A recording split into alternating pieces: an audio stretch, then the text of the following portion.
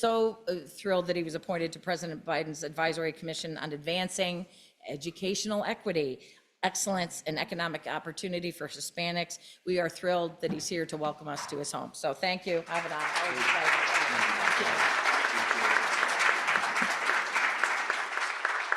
Good morning, everyone. Good morning. Muy buenos días. Buenos dias. Oh my, that is pretty amazing. I am impressed. Thank you, Karen. Thank you for all that you do, and thank you for your leadership, and thank you for being with us here. Welcome to the University at Albany campus. For those of you who are here for the first time, and for those frequent visitors, welcome back home. We welcome you to the University at Albany, and we're delighted to be celebrating this conference here. Just a few special welcomes as well. We are grateful to be joined this morning by our New York State Chief Diversity Officer, Julissa Gutierrez. Thank you for joining us today.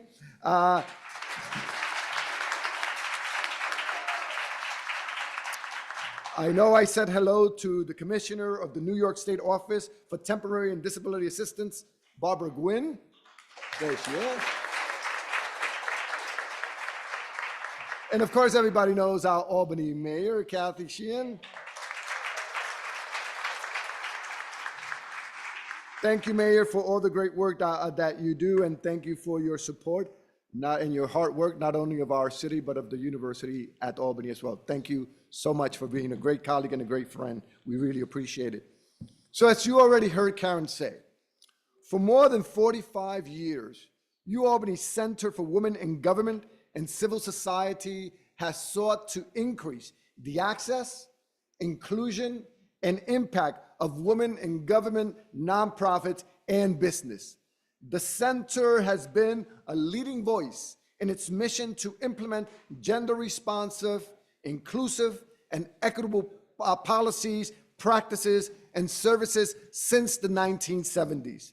The center's work and its guiding principles and core values speak directly and intimately to UAlbany's strong commitment to diversity, equity, inclusion, and excellence. In challenging times like these, when there is so much division across our country, principles that once felt like bedrock principles like freedom of speech, academic freedom, equity, and inclusion suddenly seem unsteady beneath our feet. But the University at Albany and all of us together, we need to stand firmly for our principles. That is critical. And for 180 years, since 1844, this institution has been an engine of opportunity for everyone. Inclusive excellence is a core part of our identity. This is who we are at the University at Albany. UAlbany is proud to be a place where diversity is celebrated, where equity guides our work, and where inclusion is at the forefront. Listen, we are by no means perfect. We are a work in progress, but we intend to keep moving forward in the right direction, and we will keep doing our work because it is imperative for an equitable and just society. Higher education is critical for our democracy. In these challenging times, the public mission of higher education is not just more important, it is the light by which we will find a path forward for our democracy. Our mission at UAlbany, first and foremost, is to educate engaged global citizens. But UAlbany does so much more than educate students, which is our primary mission. We are the standard bearers of civil discourse and civic engagement. Today is a great example of this. We provide resources and support to our communities on our campus and beyond. We make discoveries and create knowledge that improves our lives. We are the architects of a just, equitable, and prosperous future. Our communities count on us for support and for partnership. Consequently, as an institution of higher education, we cannot stop our work. We must not stop our work. We will not stop our work, and we must strive, we will continue to strive to improve our society and to educate and engage global citizens who will continue to transform the world for the better. And today's conference topic, reviving our collective power, reclaiming our rights, could not be timelier. There are those who believe that power is a resource that must be held tightly. But I know, we all know in this room, that when power is equitably shared, it grows. When power is distributed among people of all backgrounds, it builds resilience, it builds strength, it builds confidence, it builds communities. When people have agency to participate in the systems that impact their lives, our outcomes will continue to improve. And so the work of the Center for Women in Government and Civil Society to build systems that enable women and all people to share in power and to share their own destinies, it's absolutely vital. It's indispensable. It's part of the work that we need and we must continue to do. So the University at Albany is so proud to support the center's important work, and we are grateful for the center's immense contributions to our community for decades. The University at Albany is a force for good, locally and globally, and this center is a force for positive change. Together, our potential for future greatness is limitless, no matter the challenges before us. So thank you all for being here. Thank you all for your engagement, for your commitment. Thank you all for the work that you do in support of our democracy. And finally, let me also express my deepest appreciations to Dr. Dina Refke, who's all the way in the back.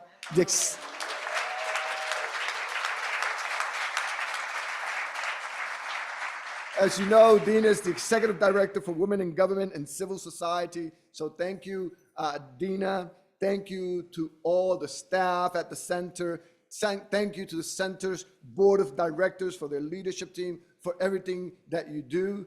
Thank you to Dean Julie Nafkoff, the Dean of Rockefeller College, for your great support and engagement. So once again, bienvenidas. Welcome to the University at Albany. Welcome to this great conference. And I hope that you have a very engaging and productive day. And we set the stage for things that are next to come, again, in support of our great democracy. And now I am honored to introduce a video message from New York State Attorney General Letitia James.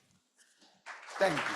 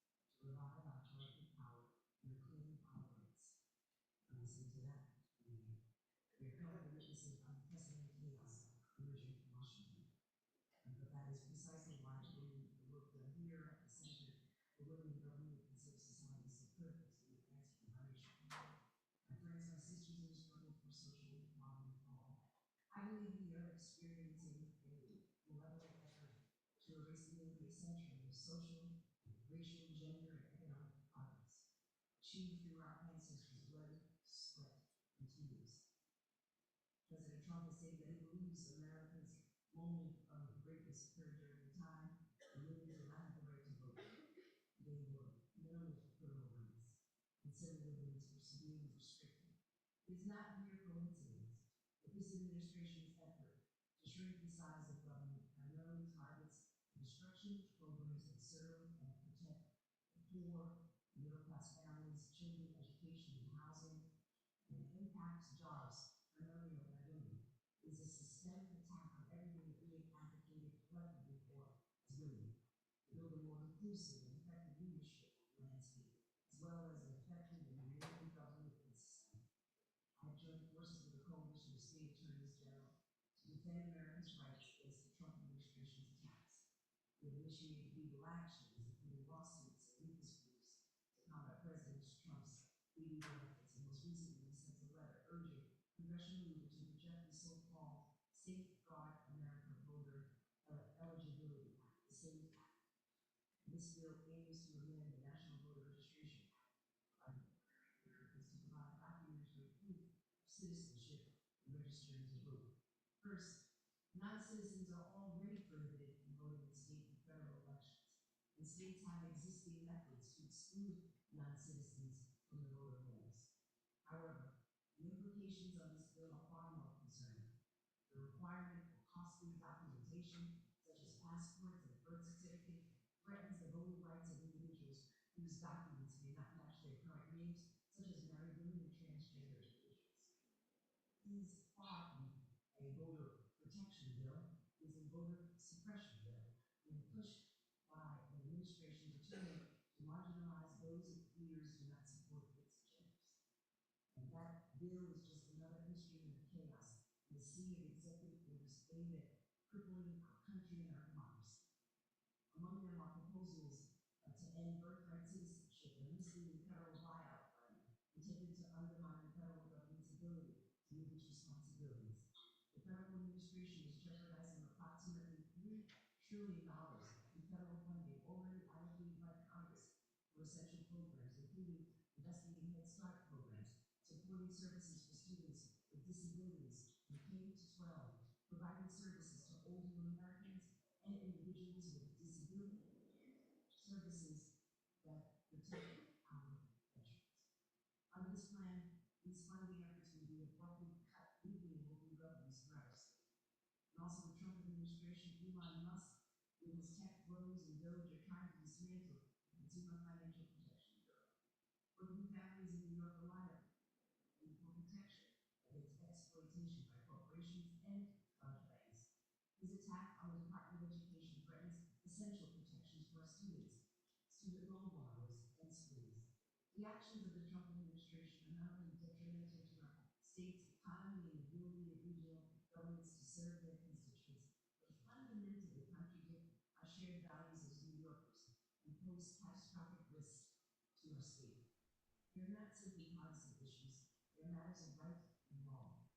And we cannot normalize this behavior or neglect our responsibility to uphold the rule of law. Together, we must pull in the same direction. So I want to thank you, CWGCS, for doing just that. Let's stand together. Let's stand up and defend democracy and all of our freedoms and our liberties. Thank you so much. I want to receive the petition.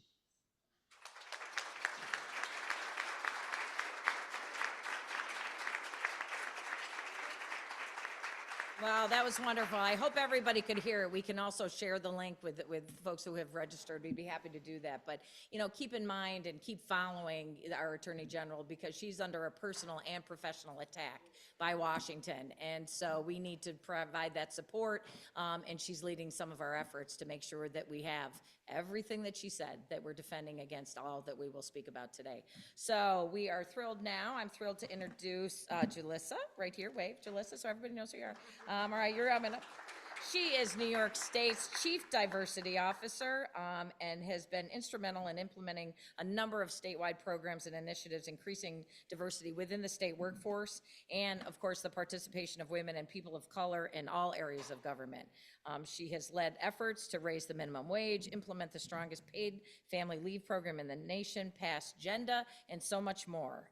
She recently was recognized for her efforts to improve the lives of New Yorkers in New York Metro and Politics Power for Women list and the City and States 2022. Yeah, we get to talk about that while you're sitting here. Yep.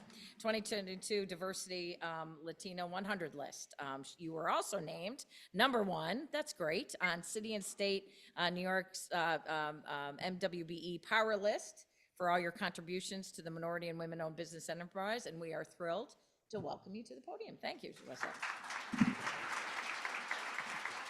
Thank you. Yeah, I'm sorry. Oh, I know. What a powerful suit. I love it.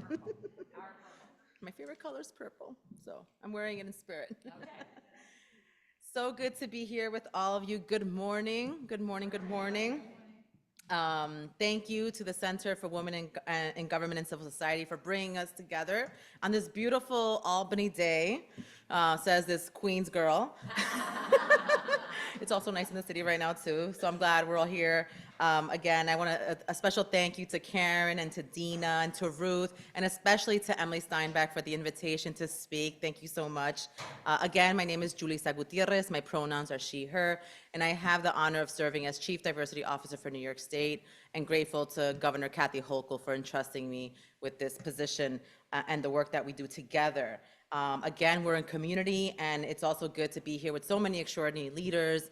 You know, the mayor of Albany, Mayor Sheehan, thank you so much, and all of you who I know are committed in the field, in the field as well as in the office as entrusted public servants as well. I see many of you who I recognize. And today's conference, the title, similar to what Dr. Rodriguez shared, reviving our collective power, reclaiming our rights, is not only timely, but also very necessary.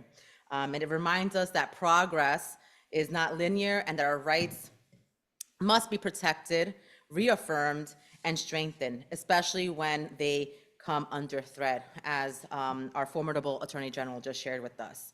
And we are in a moment that demands more from us than ever before, as public officials and public servants, as partners, as just generally as people, as humans. And across the country, as you all have seen along with me, we have seen a rising attack on our fundamental rights and growing economic pressures on working families, on small businesses, as well as harmful rhetoric and policies that attempt to marginalize and to erase the hard work and the people that we are.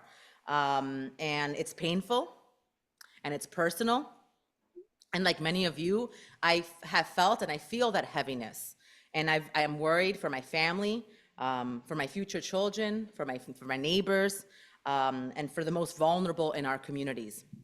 And in New York, we haven't backed away from the challenges in this moment. And thanks to all of you here, because I know that why you're here is because you want to continue to understand and to assess and to organize and to plan and to stand firm. And we've chosen to respond with deeper engagement and a firm commitment to one another. So our strength really lies in leaning in, right, and not retreating. And across agencies, New York State agencies and authorities, we have come together to assess these risks, build resilience, and to stay grounded in our shared mission, along also with the Attorney General. And so we're so grateful for that. And one thing is very clear, right, that none of this work can be done alone, that this work cannot be done in silos, and that it is a collective responsibility. So that is why the theme is perfect. In my role, I've had the privilege of working across agencies to build capacity and strengthen coalitions that reflect and respond to the ever-evolving needs of our communities. And in the face of this shifting landscape, we are working closely together even before January 20th, across with chief diversity officers and teams and legal teams of agencies to better understand the impacts of our work And I see some of you, and I just want to give a quick shout out. I see Becky Corso from Civil Service, who's a formidable partner, Aaron Schwartz from the Department of Public Service, and if I miss anyone, I'll see you soon. And so these relationships have really and reinforced something vital, that our collective power doesn't come from titles or from institutions. It comes from trust, right? And it comes from showing up and from listening and acting together. I like to say we need to connect before we collect, right? And that these relationships, they reinforce how vital this power is, and that women's rights, again, the intersectionality. Women's rights are labor rights. Labor rights are LGBTQ plus rights. And all of it's tied to racial justice, disability rights, language access, environmental justice, and so much more. So our movements, past and present, have always been strongest when we are grounded in intersectionality, collaboration, and vision. And we know that our diversity is our greatest strength here, and we like to say that. So, and we want to continue to be a beacon for social progress, and that legacy lives through each and one of us. And so thank you for all of your local initiatives and your local work, your policy making, your community engagement, your commitment to have a state, a city, a county where people can all thrive. So we want to continue to move forward together and build a state that's not defined by exclusion or by scarcity or fear, because fear is not a fact, right? And the work that we're doing is grounded in facts, ¿verdad? That means right. And so we want to build it with fairness, dignity, and a belief that we're rising and lifting each other up. And now it's my pleasure to introduce someone who embodies those values and who I'm honored to call a friend, una amiga, a dear friend, and a colleague to your amazing keynote speaker, Joanne Moore. Joanne is a dynamic and trusted leader with a distinguished career spanning public health, harm reduction, organizational change, equity-focused systems transformation, just a wonderful human being. And over her many years of service to the Department of Health, she has led with both vision and compassion, from her impactful work as director of the AIDS Institute to her current role as executive deputy commissioner. That's right. Yeah. What makes Joanne's leadership is special to her ability in balancing strategic oversight with humanity, right? She centers people in her work, and I have seen that firsthand. Always taking the time to ask how you're doing, to celebrate your wins, and to ask, how can I support you? And she's done that for me personally, and I so much appreciated and needed that. And so it's time for us to give it back to her. She knows that equity and inclusion are not just side projects, but they're really at the core of achieving meaningful and sustainable outcomes.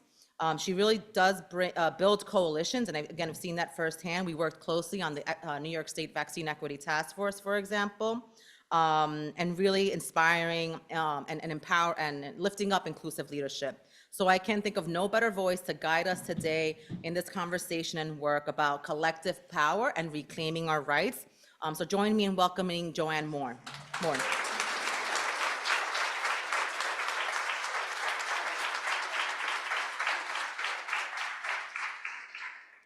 It is an amazing thing to have good friends. So thank you so much for that beautiful introduction. Good morning, everyone. Good morning. Good morning. So I always, whenever I'm speaking, I try to think about, well, how do I want to start, right? How do I want to start? And I went through a few different scenarios. I was going to talk about some experiences I had with my mother this week. I was going to talk about some experiences I've had with work this week while with my mother this week. So, on top of. But then, sitting here and watching the room fill up, I came early, of course, because SUNY campus is not necessarily always my friend, because I get lost. Though if I really reflect on it, if I think back to my college days, we never got lost. We always knew where quad to get to when it was time to have a party. So clearly this is a sign of my age. But what I'm going to say to begin with is I just want us to take a moment and pause and reflect on the power in this room. There is power in this room. And there is power in this room because we are connected by a very common theme, and that is the theme of humanity. And regardless of where we sit in our professional lives, in our personal lives, regardless of the work that we do on a daily basis, we are here collectively with the understanding that other people, all people, matter. And so for that, I thank you to create a space in which I do feel a certain privilege to be a part of, but that I also understand is essential as we look to discuss, to confront, and to persist against some of the injustices that many of the people that we value and care for are experiencing. So let me begin first to say thank you. I want to share my appreciation and my thanks to the board and the staff of the Center for Women in Government and Civil Society, and that the week that Karen called, that was probably the best call that I received to get this invitation. So thank you. To my colleagues and my friends, Jalissa, I thank you again for that introduction and for your friendship. But to my colleagues and my friends that you are going to hear from throughout the day, I want to remind you and say to you how much I admire and respect you. And I say that because one thing that happened as the announcement and the flyer started to make its rounds, you know, a lot of people were texting and, oh, that's awesome, oh, that's cool. But a few people said to me, aren't you scared to do that? And I said, no, why would I be scared to do that? Well, you know, I don't know, it just seems like the time in history that we are, it doesn't seem like a time where you should be publicly speaking on diversity, equity, inclusion. And I said, thank you. And I said, no, this is the exact time that I need to speak on diversity, equity, and inclusion.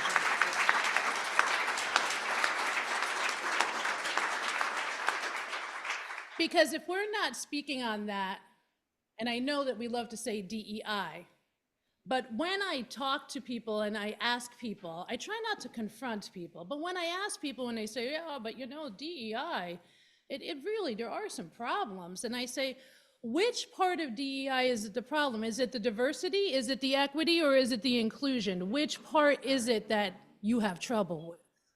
Right? Right? So I said to my friend, no, you know, it's kind of like when you travel sometimes. Aren't you scared to travel? You know, things could happen. Well, things could happen to me sitting in my house, right? Right? I joke with my spouse all the time. My spouse enjoys making comments on social media. And I say to my spouse all the time, understand I sit next to the window, not you, right? Because some of the comments are a little opinionated. Let's leave it at that. All right, but let me continue with my thanks. So my next set of thanks goes to each of you for taking the time to be here today. That was a choice. Whether you're here virtually, where's virtually? Virtually. Whether you're here virtually, in case you're wondering, virtually. And let me just give some applause to whoever set the system up. Oftentimes the cameras are here. You know what I'm talking about, right? So thank you for having it a little bit higher. It's slimming, right? It's slimming. All right. So thank you for that. When I drive in the car, I don't turn the camera on. Other people do, and I'm like, that's why I don't turn it on. Okay. All right. 275 people. So I'm glad for that. You have a perfect perspective. And to our elected officials, and please let me acknowledge our Mayor of Albany, thank you so much for all your years of service.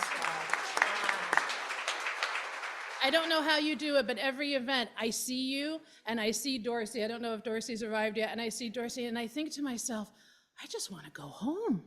Aren't they tired every night? But so thank you. And I know it's about the events, because the events are about community. And I know it's about so many additional things as well. But I want to acknowledge our elected officials, our representatives, our leaders who are on the city, state, and national platform for the courage that they have to continue to show up and to respond to a federal transition that has been unprecedented. So this was said, but it bears repeating. I want to talk about the Center for Women in Government and Civil Society.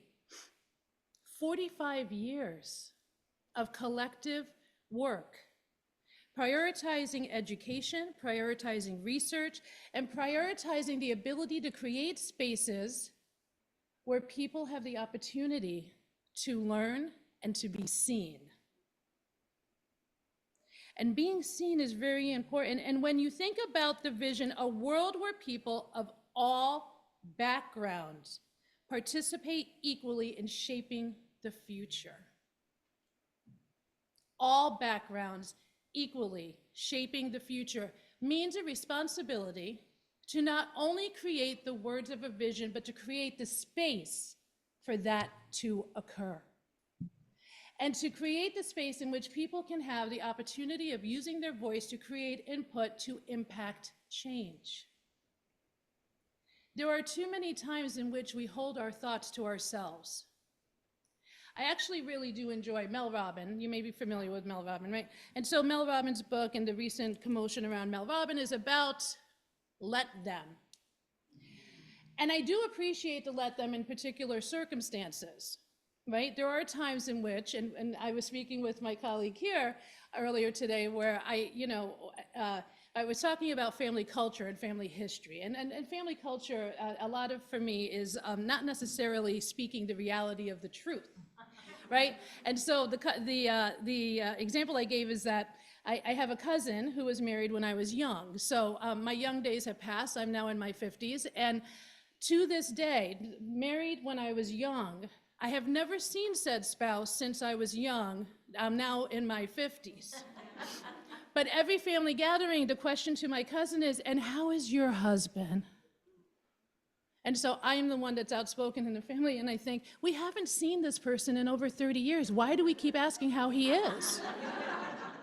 But there is still this need, culturally, to keep that separate and apart. And in that occasion, in that example, I will suggest, okay, let them. Because as a 20-year-old, I wanted to just rev about it and fight about it, and why don't we say what we need to say? As a 52-year-old, I will hold my own as far as what I see as important and needing a response, and I will allow others to be. But when it comes to the discussion of the work that we do that is centered in protecting the people that we love and that we care and that we want to see thrive, we cannot simply let them, whoever them may be. And so at a time when foundational principles of many organizations, academic as well as community-based, government-based, including the Center for Women in Government and Civil Society, have become a central point of discussion, both in support and in opposition, I am going to remind all of us that what you have done today is what we must continue to do, which is to show up. So this week marked 100 days since the swearing of a new federal administration. 100 days. If you want to be exact, it's 102, because every day counts. Every day counts. I used the word unprecedented before. I don't think I've said unprecedented so much in my entire life, because every day is unprecedented, and we show up ready. Unprecedented it's kind of it's an interesting word, right? But what I thought about when I was thinking about today's discussion, I said unprecedented, but that is so opposite and unlike the collective persistence of women in governmental spaces. Women in governmental spaces have always persisted. Women in many spaces have always persisted because it took time and allies and work to get to where we are. Women in all areas of government that are leading across New York State and our nation have an unapologetic commitment to diversity, equity, inclusion, and justice. And I see that through the dismantling of systemic racism, the dismantling related to discrimination and discriminatory practices, and the continued dismantling through education awareness training and cultural expectation around implicit and complicit bias. So Jalissa commented on this. There's no denying there are real emotions that come with unprecedented times, regardless of what it's related to. That includes fear, that includes anger. That also can include, for many, commitment and a determination to advance and protect. Yet, in government and public health, we are no strangers to being challenged. We have always been challenged. We are challenged about science. We are challenged about theory. We are challenged about what we believe and what we know to be real on a daily basis by many people prior to the federal administration and during this federal administration. So this is not new. I want you to think back. We remember the pandemic, unprecedented. We remember the early 80s, HTLV, or GRID, known today as HIV, once being a death sentence, it too was unprecedented, right? There are countless examples of challenges that we have faced from the past. And there are even more examples of the advancements that we have made to protect the rights and the health of others.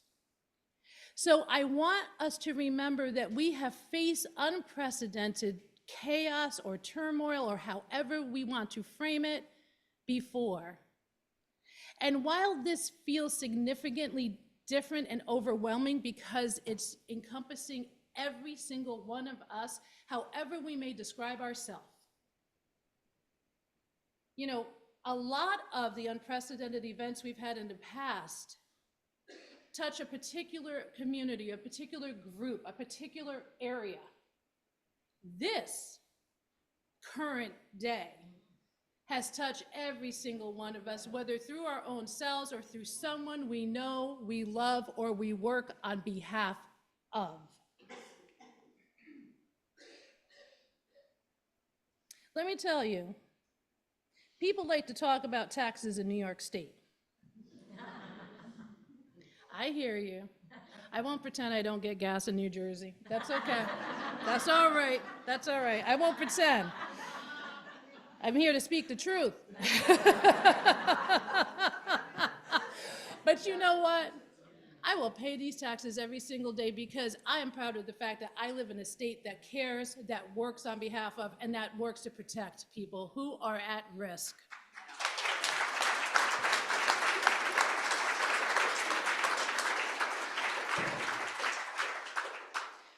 New York State is a state that takes action to protect and promote the rights of all people.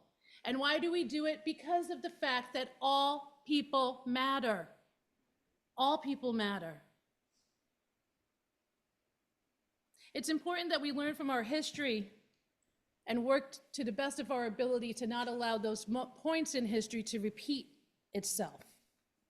And as some examples, some states have moved to remove key advancements in reproductive freedoms. Guess what? Our elected officials in leadership, our governor, committed to protecting reproductive health and all options within reproductive health, including one of the most significant parts, which is the education, so that individuals can understand what their rights are, what their options are, in order to make informed decisions.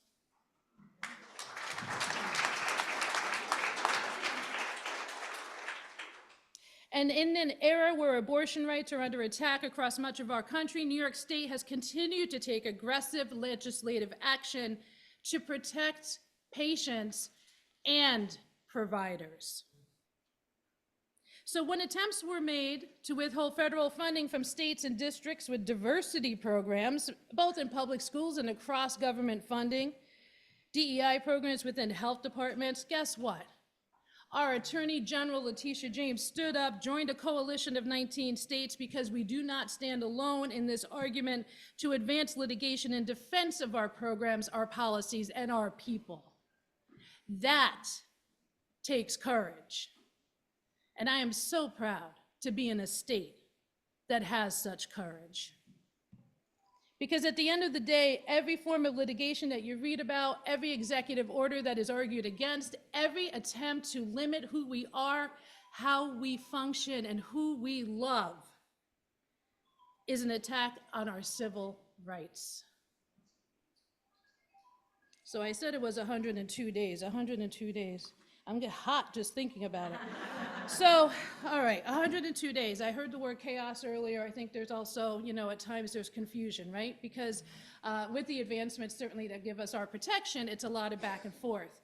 Sometimes people are laid off, sometimes they're brought back. We see this on the federal government side all the time. We read about it. Some of us have personal experience because people we loved are impacted by these decisions, right?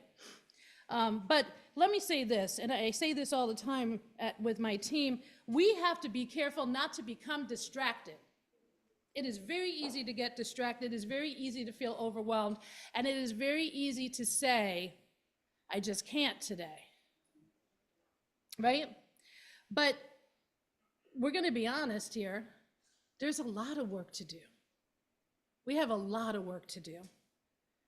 But we know how to do hard work. It's not new to us. We know how to do hard work. Any work that's done on behalf of others, particularly the most vulnerable of people in our communities, is going to be hard work because it takes intention. Intention in building systems that can serve people, intention in making sure that we are in the spaces that people need us to be, and intention in thinking about and making sure that members of the community with the lived experience have a seat at the table to impact the change that we want to make on their behalf. Community voice is key in our role and in our discussions. Community voice is the only thing that has ever allowed us to consistently and sustainably impact change. And while it is hard work, I don't think anyone would argue it is gratifying, it is purposeful, it is intentional, and it is essential. And so we're seeing people use collective voices to stand up for what is right. We heard earlier from the president, and a great example is this: 400 presidents of colleges all over the nation, including SUNY Albany, signed a letter opposing demands and undue interference in higher education. 400 individuals who probably may not ever have known of one another prior to that found a common ground to stand on in protection of the rights of the students and the faculty and the campuses that they lead. This is the power of collective voice. The power also of education cannot be understated or overstated, whether it is countering misinformation about vaccines, whether it's amplifying importance related to fluoride in water. Have you ever heard so much about fluoride in water? So much, so much. And I appreciate all the people that will simply say, well, yeah, but you can get the fluoride into toothpaste. Well, if you go to the dental aisle, like when I was a kid, I think the dental aisle had toothpaste and a toothbrush. Well, now there's all sorts of gadgets. There's water you can spray in your mouth. There's things you can, you can be your own dentist for the most part, right? Right? But guess what? Not everybody has the means and the resources to go to the store to buy toothpaste with fluoride. We forget that privilege is not benefited to all. And yes, it is a privilege to be able to go to the store to buy toothpaste with fluoride. So anyway, fluoride in water. Never heard about it so much. And let me not forget protecting the health coverage for 7 million New Yorkers who are eligible for Medicaid.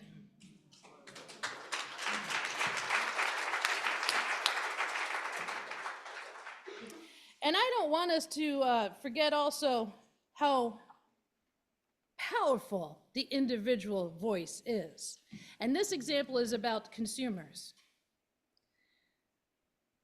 Never have we seen such a response on an individual level as we saw with corporate rejection when diversity, equity, and inclusion programs were rolled back. I don't want to name names, but there's one store, it has a bullseye. I think it's a bullseye, right? I think it's a bullseye. Guess what? They roll back their diversity, equity, and inclusion policy, and guess what? January, 9% drop in profit.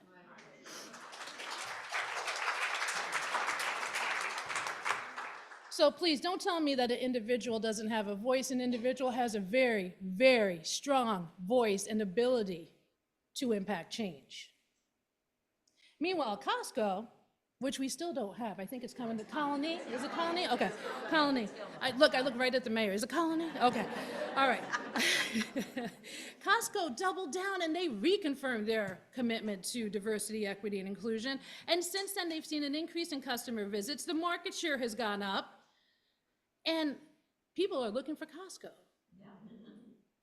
So individually, collectively, we have power. Because you know what? If it wasn't the fact that all of this brought power, why else would there be attempts to shut it down and silence it?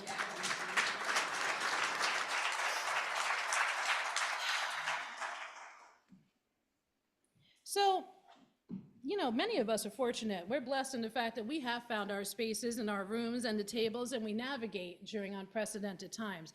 We have support systems, and we make space to ensure that we are okay and those that are around us are okay. And that's really important to do. Unprecedented times of people, programming, and policies that don't fully align with the values and missions of our individual selves or the spaces in which we work can be exhausting. And that's understandable because at the end of the day, regardless of our titles or where we sit, which all, by the way, I say is temporary, it always has been, it always is, sometimes we get a little too caught up in that. We're human. And this is real, and this is emotional. And this is hard. But let me be sure that I say the tired days, the exhausted days are when we have to lean in. And we have to be receptive and open to receiving support. It's a way in which we reclaim our hope. It's a way in which we continue to build and sustain our motivation. And it's how we recenter and revitalize ourselves. Look for your mentors. No matter where you sit, no matter how many years you have served, you have a mentor, and if you don't, you should find one. Because mentors are key. Mentors give us a space to talk. If you've ever been in therapy, I remember the first time I went to therapy. I know it's a lot more than all of you wanted to know, but anyway, the first time, and that I will tell you one story about how am I doing on time? You're good. I'm good. Okay, all right. I'm not ready to get pulled off yet. You know, if you've ever been in therapy, the first time I went, I was like, okay, what are we going to do here? Mind you, my education and background is in psychology and social work, but I know how I would do it, other people. So the first time I went and I thought, what am I going to talk about, right? And so for those of you perhaps, and not to bring religion in the room, but I was raised Catholic. And so, you know, it's like going to confession, right? And as a kid, I was like, oh my God, what am I going to say? I should make up something, right? Because I was a kid, I didn't do anything wrong, right? So, you know, you go to therapy and you wonder, and after the first session, I was like so bought into this concept. I'm like, this is awesome. This person just sits there and listens to me for the whole time, right? Every once in a while they ask an annoying question. Well, what did it feel like? You know, that kind of stuff, right? Or what I hear you saying is, yeah, I know what I'm saying. So, but it's the time, and that's what a mentor offers to you too. A good mentor gives you the space to share the things that you may not be able to say throughout your day because one, there's not time, and two, there's no one to listen. So a mentor is really important, and also to give you a perspective that you may not have taken into consideration. Our peers, our allies. I knew, you know, I was thinking about it because as people were like, oh, Joanne, this is so exciting. And I was like, Joanne, how come you're not more nervous, right? And part of it was because I knew I was coming into a space where I would be with allies, right? And that we had common missions. We may go about it in different ways, but we have a similar goal, which is to protect the rights of other people through whatever sector of work you do.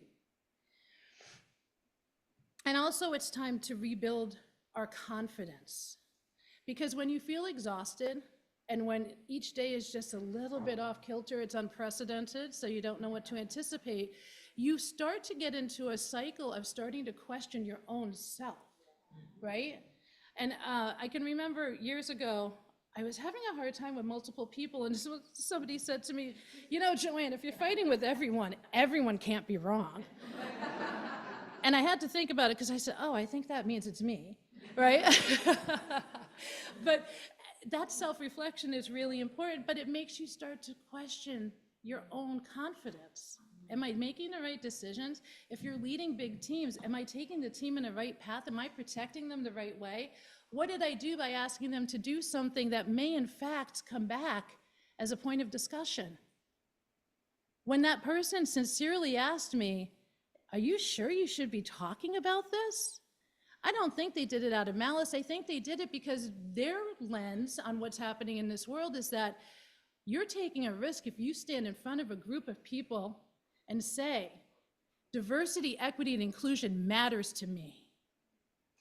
That's why we lean in and take support. And as we navigate these waters, we're going to continue to build community, and we're going to add to collective vitality of our voices. There always has to be more space at our table. We can't have the same people all the time and expect that we're going to have new ideas or find the space to re-energize, right? Bring new people to the table, but most importantly, bring the people with lived experience who are going to be impacted by the changes, the suggestions, and the recommendations that we will make.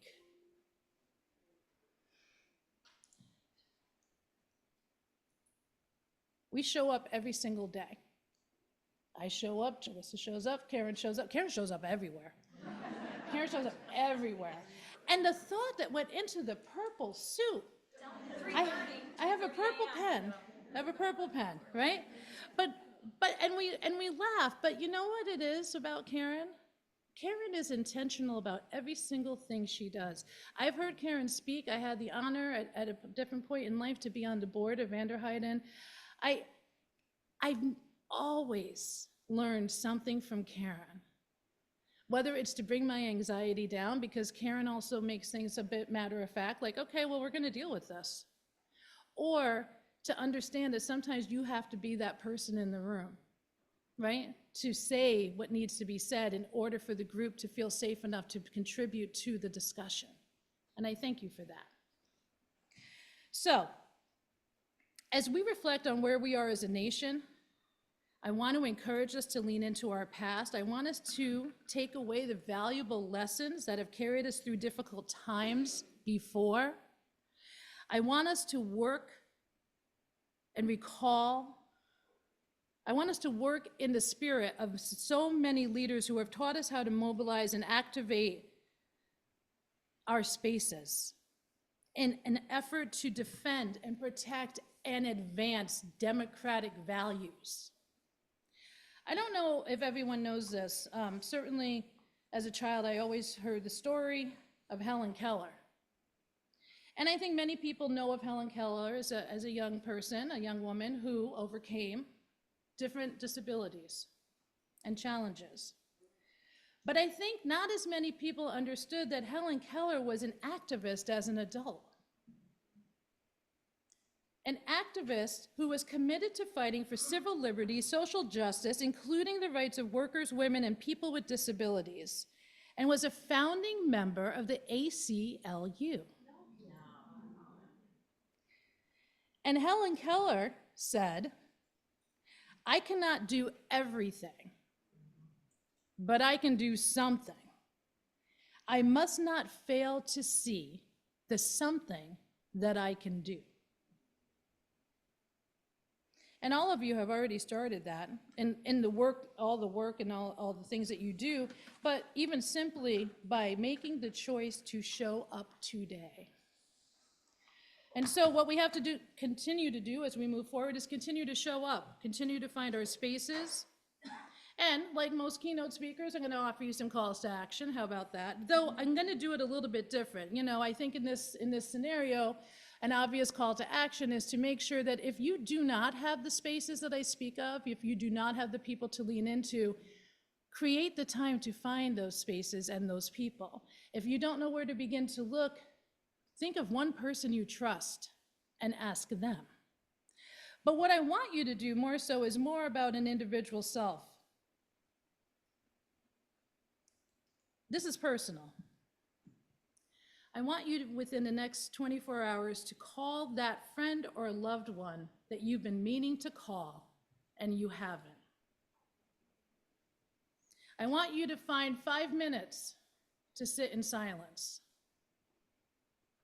And I want you to think of that single thing that you know has always in the past refreshed you and restored you. Because to do the work of caring on behalf of others, you have to care for yourselves consistently. Some of us do it, but we do it after we get hit over the head with some type of sickness, right? Yeah. Right? And those first 3 days, you're like, no, I have to do this, I have to do that. And then the third day, you're like, no, it's okay, I can just lay here. And then the fourth day is acceptance, right? It's a stage of acceptance. This, in fact, is how we counter the chaos and remain focused. It's how we rekindle the virtues that are essential during these historical times, the virtues of resilience, determination, understanding, and compassion. I'm grateful to all of you. I know you have an incredible day ahead of you. I thank you for the honor to be in this space. And again, all due credit and appreciation to everyone who made today possible. Thank you.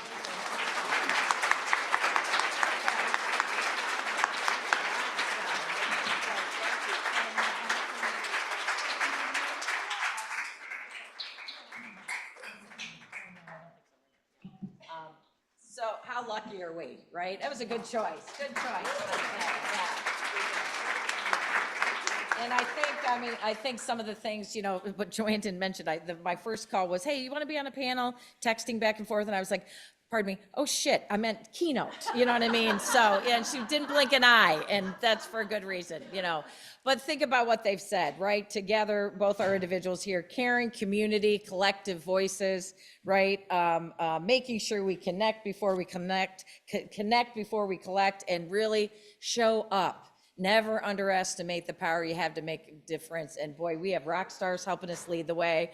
Thank you, ladies, so very much. We are so very honored to have you here. Thank you. All right, drink your water. We're going to call our next panel up.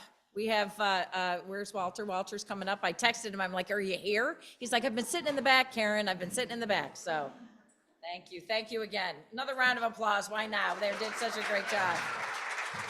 All right. Sorry.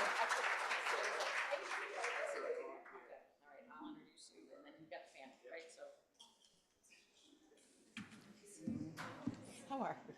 Good to see you. I'm sorry, Karen. I haven't found you. That's good. Okay, take your break. There's the water. I didn't drink anybody's water, so all that water's free up there right now. So.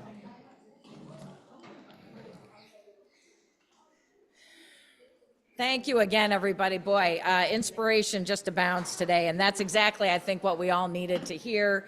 We do have, as I mentioned, Joanne, over 275 people in the room online. It wasn't just because it was free, right? People needed to really, and they committed to and wanted to be part of, you know, our whole reviving resilience. And so I'm thrilled today that we have such great panels too. Today we're going to kick off with my friend here, Walter Thorne. I'll tell you about him. You see him now. He's got his red sneakers on and everything. He's ready.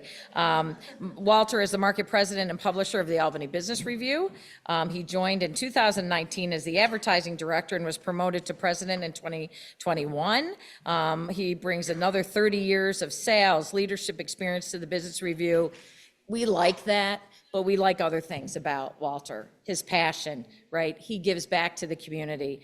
He coaches, he mentors professionals, especially today in the unrest on these 102 days and beyond. And he's got empathy, right?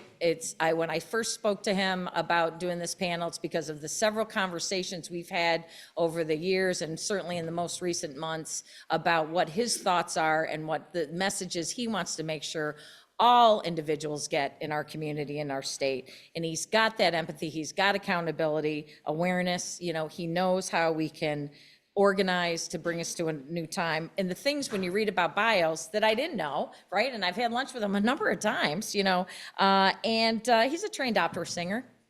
I don't know if he's gonna do anything with us today, but you never know. He knows 6 languages. Again, you don't talk about this over lunch. We're on the business, right? We are on the business. But he's an avid bowler. Now, come on. I didn't know that either. But most importantly, he gets it, right? And we didn't invite, now I have no problem with men, right? We all love men, but we didn't invite a lot of men to be our panelist, and he's the only one because of the reason that he gets it with that empathy and direction. So, Mr. Walter Thorne. Thank you, sir.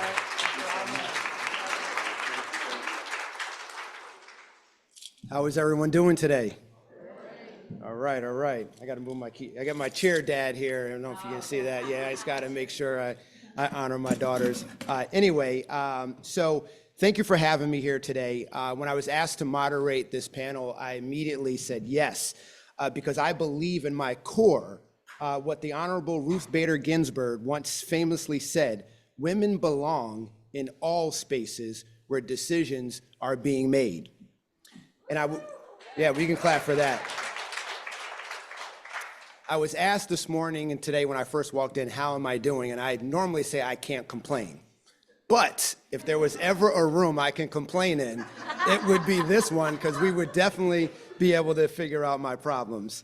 I couldn't be more proud to be here moderating this panel with our esteemed guests. We have the Honorable Marion Porterfield, the Honorable, which is the President, City Council, City of Schenectady. We have the Honorable Susan Peto, I hope I'm saying that right, Albany County Legislator. We have the Honorable Kathy Sheehan, Mayor of the City of Albany. And we have the Honorable Barbara Ginn, Commissioner of New York State Office for Temporary and Disability Assistance. Can we just give them a quick round of applause?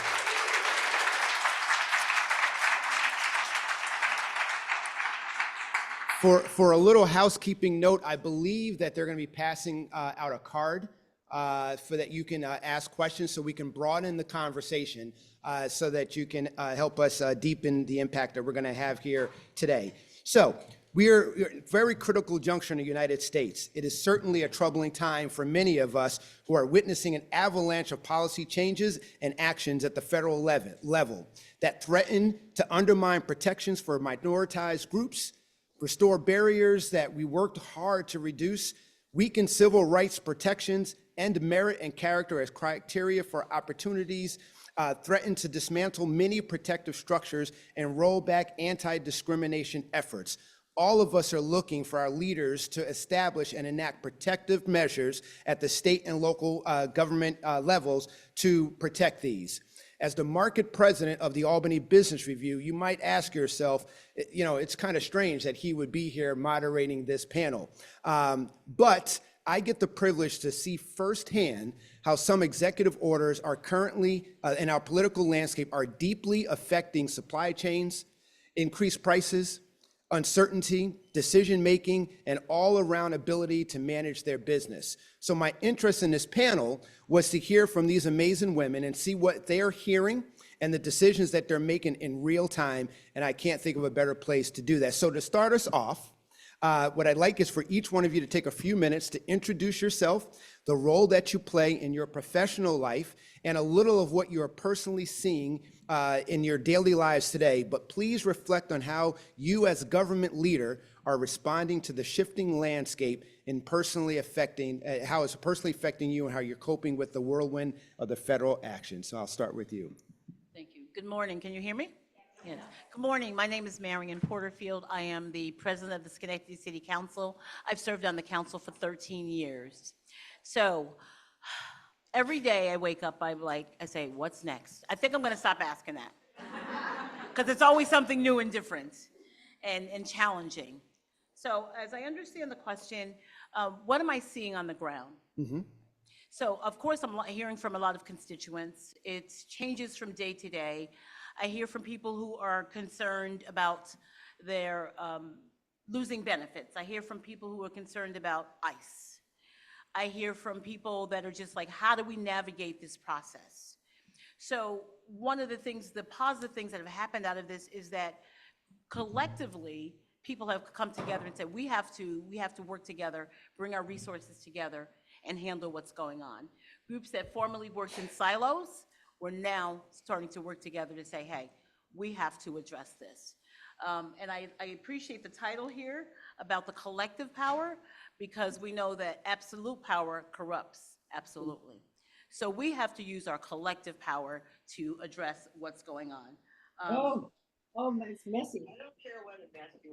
For me, as an elected, it's, first of all, let me just tell you a little bit, if you don't mind, that before I became an elected individual, I worked to help other people get elected, et cetera. I also worked really hard in the community. It's what brought me to politics in the first place, because from looking from the other side, where I was trying to get things done, to try to make things happen, and to try to bring the voice to the table, I recognized that the voice wasn't being heard at the other side of the rail. So I said, well, then somebody needs to be on the other side of the rail that's going to raise their voice, which is how I got where I am today. Which, just for the record, if you haven't been reading anything, that voice, they're trying to silence that voice. But anyway, that's a whole nother conversation for a different day. So those are the kind of things that I'm hearing from my constituents. What I'm also seeing is that constituents and people in the community are coming together to work together to address their own concerns as well. I feel it's extremely important for people who are impacted by what's going on to have a voice in the solution and coming together to make their voices heard. And for individuals who have the power and the opportunity and the platform to lift those individuals up. Thank you.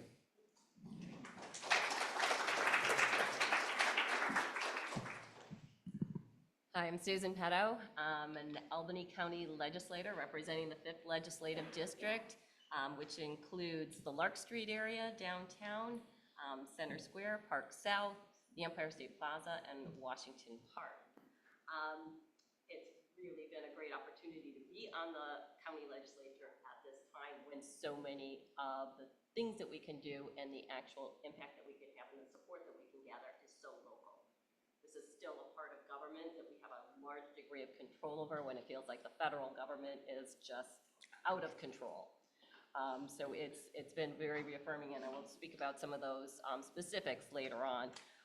But I'm also the Director of Public Information in the New York State Department of Tax and Finance. So was especially grateful to Joanne for saying she is happy to pay her New York State taxes. Now, if we could just get you all to buy your gas here in New York State as well, we're very dependent on that revenue, so buy your gas here in Albany. And finally, I'm also a lecturer here at the University of Albany in the School of Business. And after COVID, when we saw such impact on the learning gap, particularly on younger students, I have got to tell you, my students here at UAlbany came back what could only be described as reinvigorated and grateful to be back. My class, and I've been teaching for almost 12 years now here at UAlbany, but the students were engaged, they were involved. They weren't all super happy to come back and have to be in a late Friday afternoon class when the previous year they could have done that online. but they really participated in the classroom work. I thought that the outcomes were noticeable, and the improvements in the learning here at Albany was really amazing, and even better the following year, which was last fall.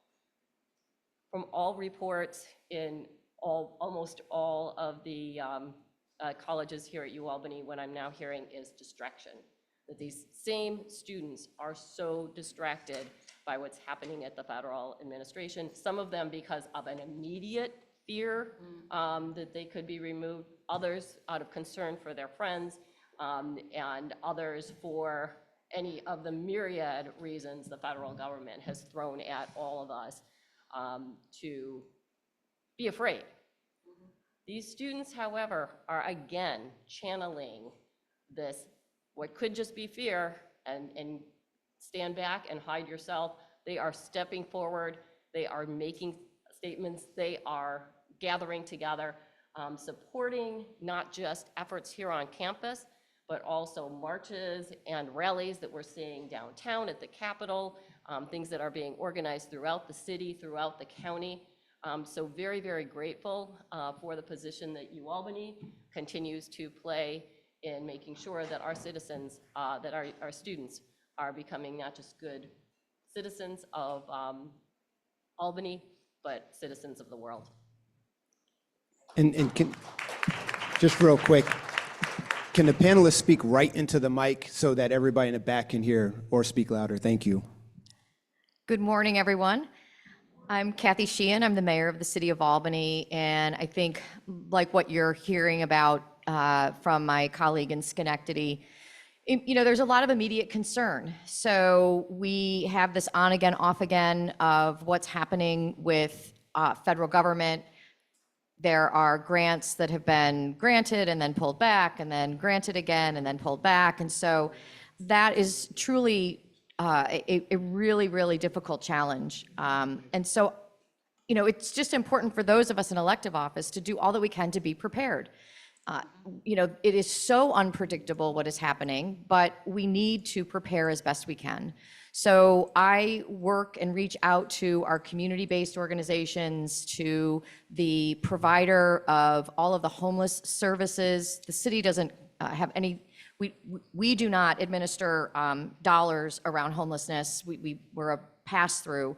It's really, that's a county function, but really wanted to get an understanding of if, then what, right? So if this program is cut, how many people are impacted immediately? How many people are impacted within 90 days? What is the impact to landlords? What is so that we can be prepared and be able to communicate facts and be able to be effective.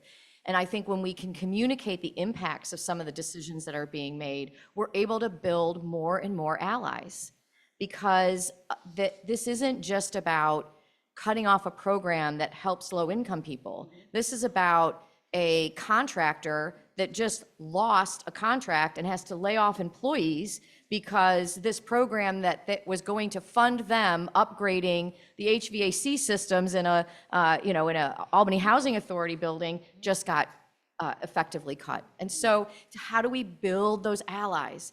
How do we make sure that we're lifting that up? And then it's looking, I see so many representatives from all over, different community-based organizations, but it's reaching out to our food pantries. We're going to be working with our food pantries because there's been a huge shift in the availability of healthy food, culturally sensitive foods.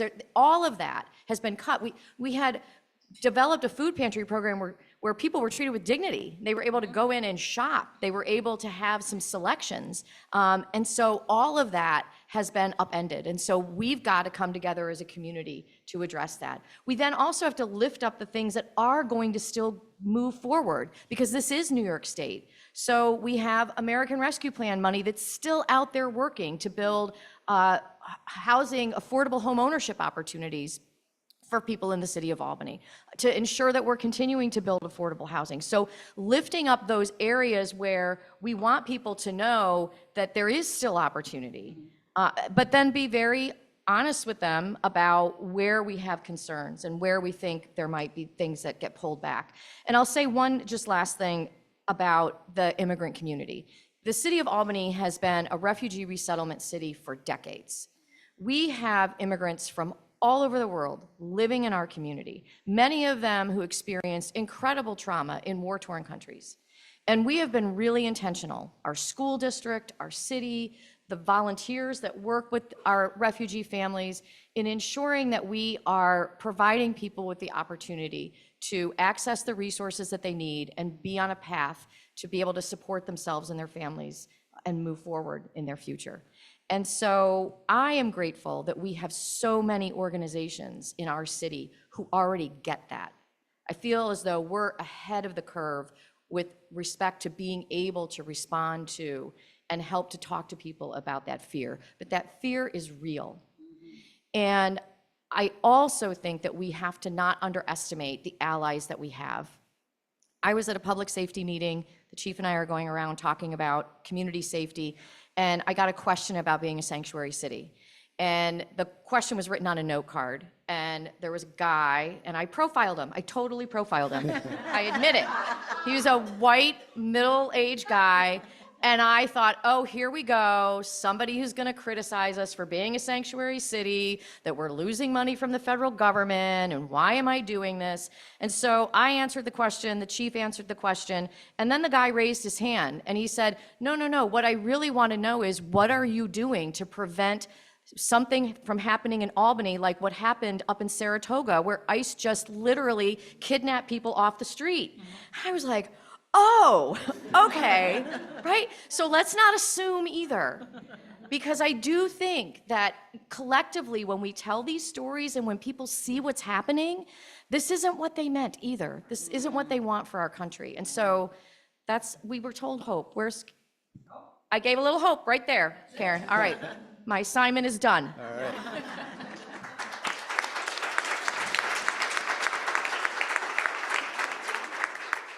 Good morning, everyone. Is this on?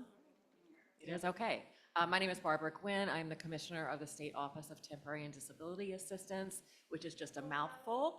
But what we do is we oversee the administration of, can I borrow your mic or? Oh, now I saw the green. It was green, but it's better? All right, thank you. All right, Barbara Gwynn, Commissioner, New York State Office of Temporary and Disability Assistance. What our agency does is we oversee the administration and delivery of many public benefit programs. So public assistance, supplemental nutrition assistance program, or food assistance, energy assistance, homeless services, homeless housing, a range of other benefits and services. But essentially what we do is we attempt to build up and support lower income households so that they can become financially secure. So given that, we are obviously quite concerned with what's going on, which we definitely are viewing as a war on the poor. As an agency leader, trying to reassure staff, people are very anxious. A lot of our agency is federally funded. We have people who initially were very afraid about losing their jobs as they saw what was happening at the federal level, not just what was done, but how it was done, with clear disrespect for people's years of service in supporting the public and their communities. So trying to reassure folks and give information about where we sit. And then also just to reassure folks that our values have not changed. We remain committed to delivering to those that we serve. We certainly remain committed to our diversity, equity, and inclusion efforts. Having people stop me in the hallway and ask if it's okay if they attend diversity programs in the future.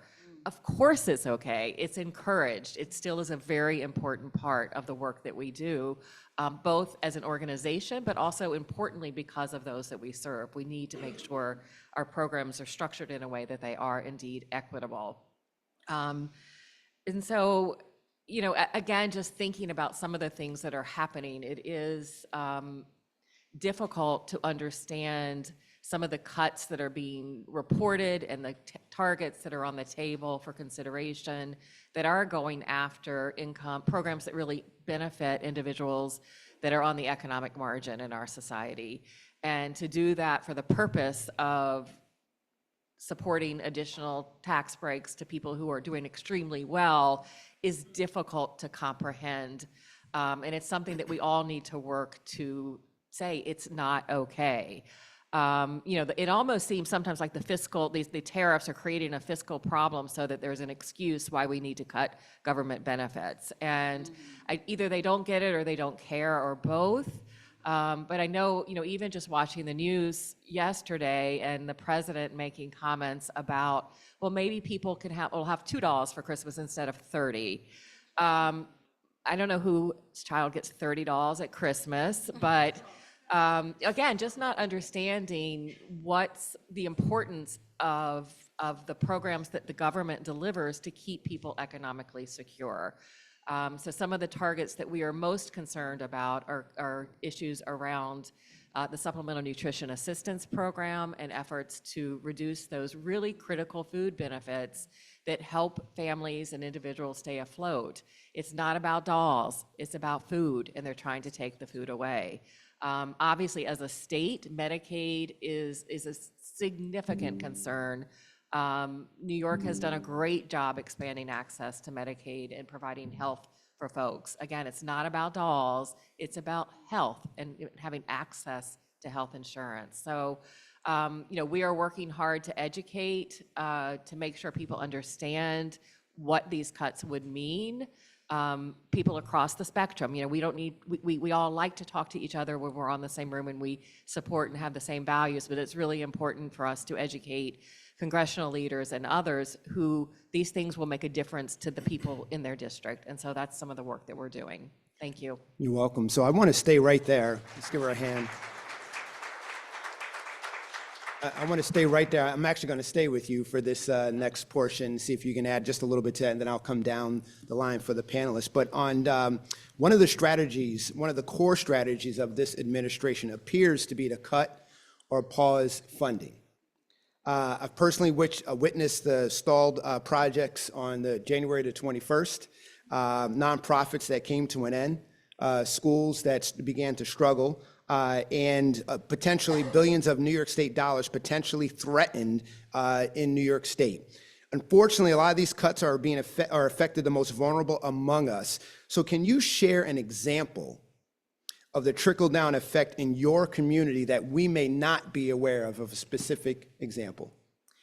Yeah, I mean, we actually are fortunate within our specific agency that we have not yet had direct federal cuts. We are more preparing for what is to come. We certainly were threatened by a federal agency that fully funds about half of our workforce and indicated about how we cannot support diversity, equity, inclusion, or gender-affirming policies. Fortunately, in part great thanks to Attorney General Tish James, we were able to push back and say, wait a minute, could you please withdraw this request because there happens to be a court order telling you to stop doing this.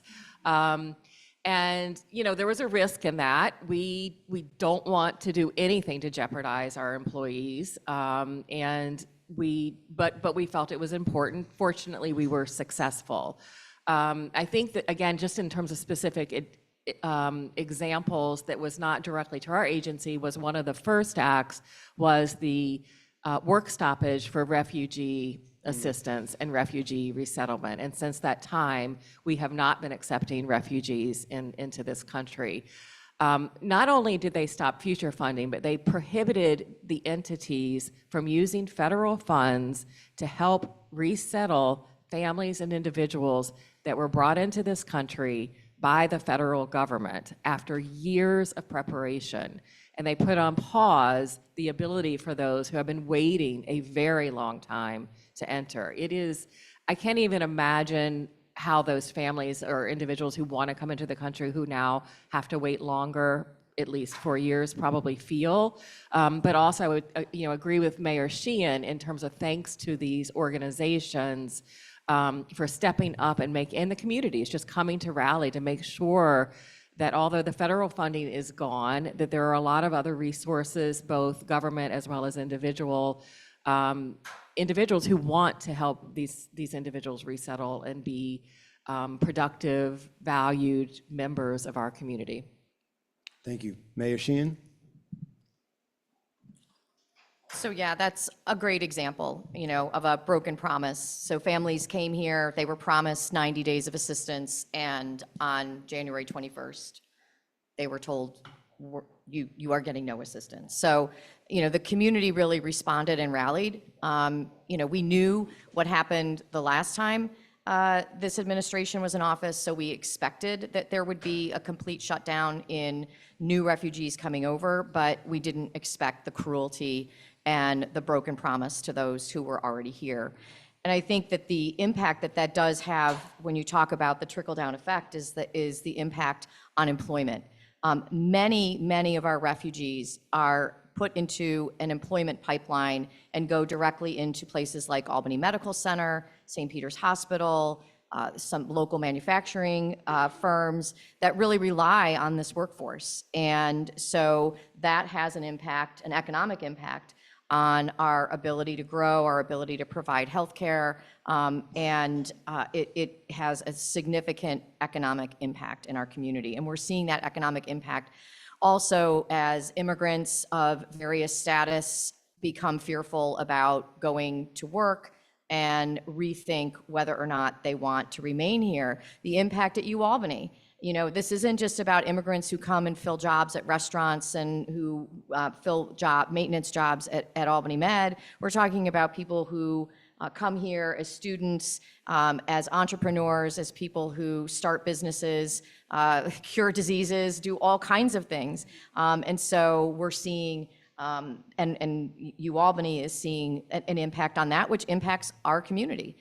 So this is about lifting that up. When I talk about the impact of, if we just eliminate Section 8, we're talking about millions and millions of dollars that will now no longer be paid to landlords, to property owners, investors in our community and in communities throughout the country.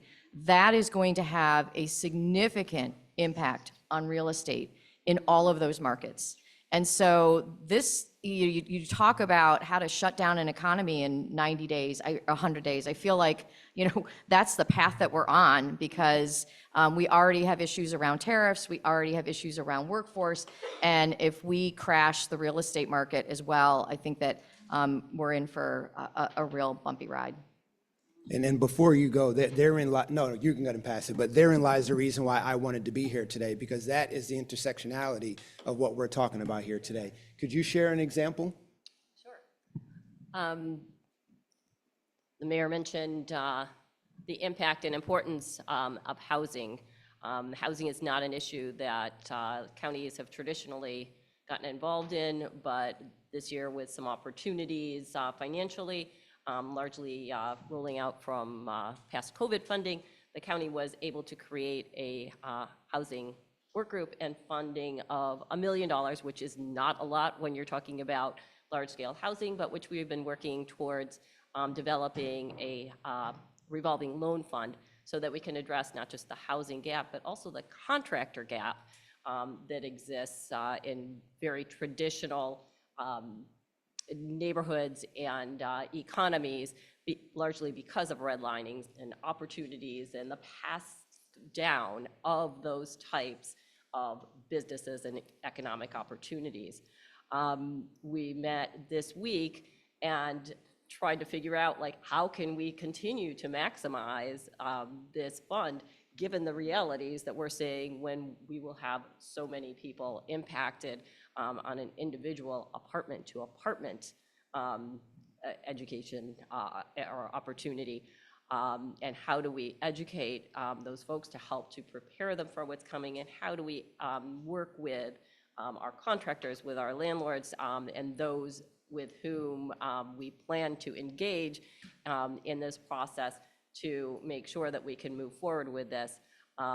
As the governor has planned to expand housing throughout New York, it has made a number of new funding opportunities available for housing forward communities.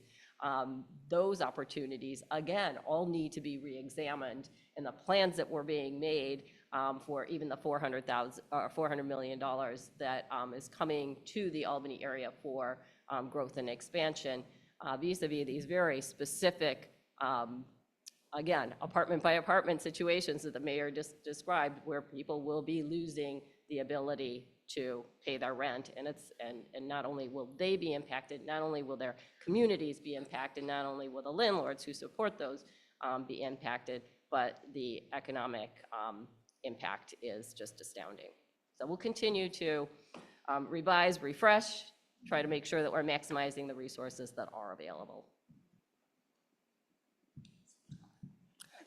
So in the city of Schenectady, I would say, if we're talking about the trickle-down effect, everyone knows what the American Rescue Act Fund is, ARPA. Within our city, our Department of Development is actually manages those funds. And so one of the things within our city, we didn't just spend the money on just city projects or other government type of projects, but we were very intentional that we funded community-based organizations that helped individuals like on the ground, right there.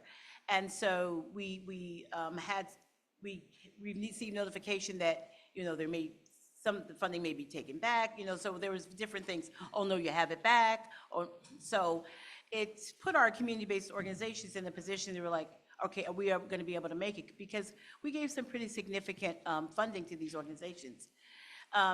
And the reason for that was because these are the organizations that help people like the day-to-day, whether it's food, whether it's housing, whether it's children's programs, very important.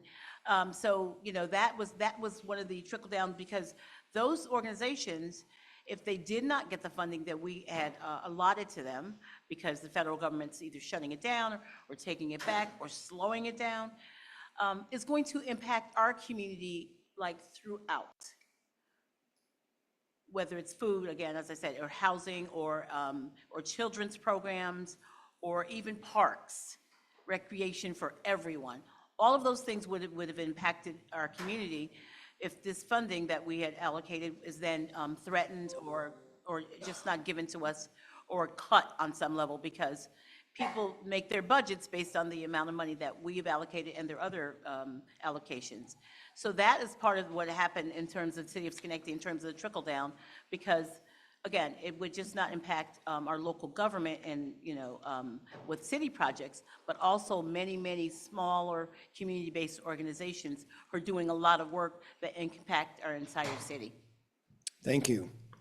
So over the past 102 days, but who's counting? Yeah, I am too. There's been lots of intentional efforts to prohibit and criminalize diversity, equity, and inclusion programming and abolish these values, instituting measures that are likely to upend the economic order as we know it, and then challenging constitutional rights to speech, assembly, and association and due process. So what I decided to do was segment some of that for the panel so we can talk about them individually. And so I want to start with diversity, equity, inclusion. I agree with Joanne. I do not say the acronym anymore.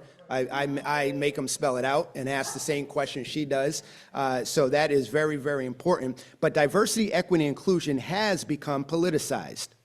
Can you demystify what they think DEI is versus what DEI really, or diversity, equity, inclusion really is? And in other words, what do you think are the biggest challenges that may not be readily, that we may not be readily aware of, and how do you think this will impact our communities and workforce in a country that is becoming more diverse year over year?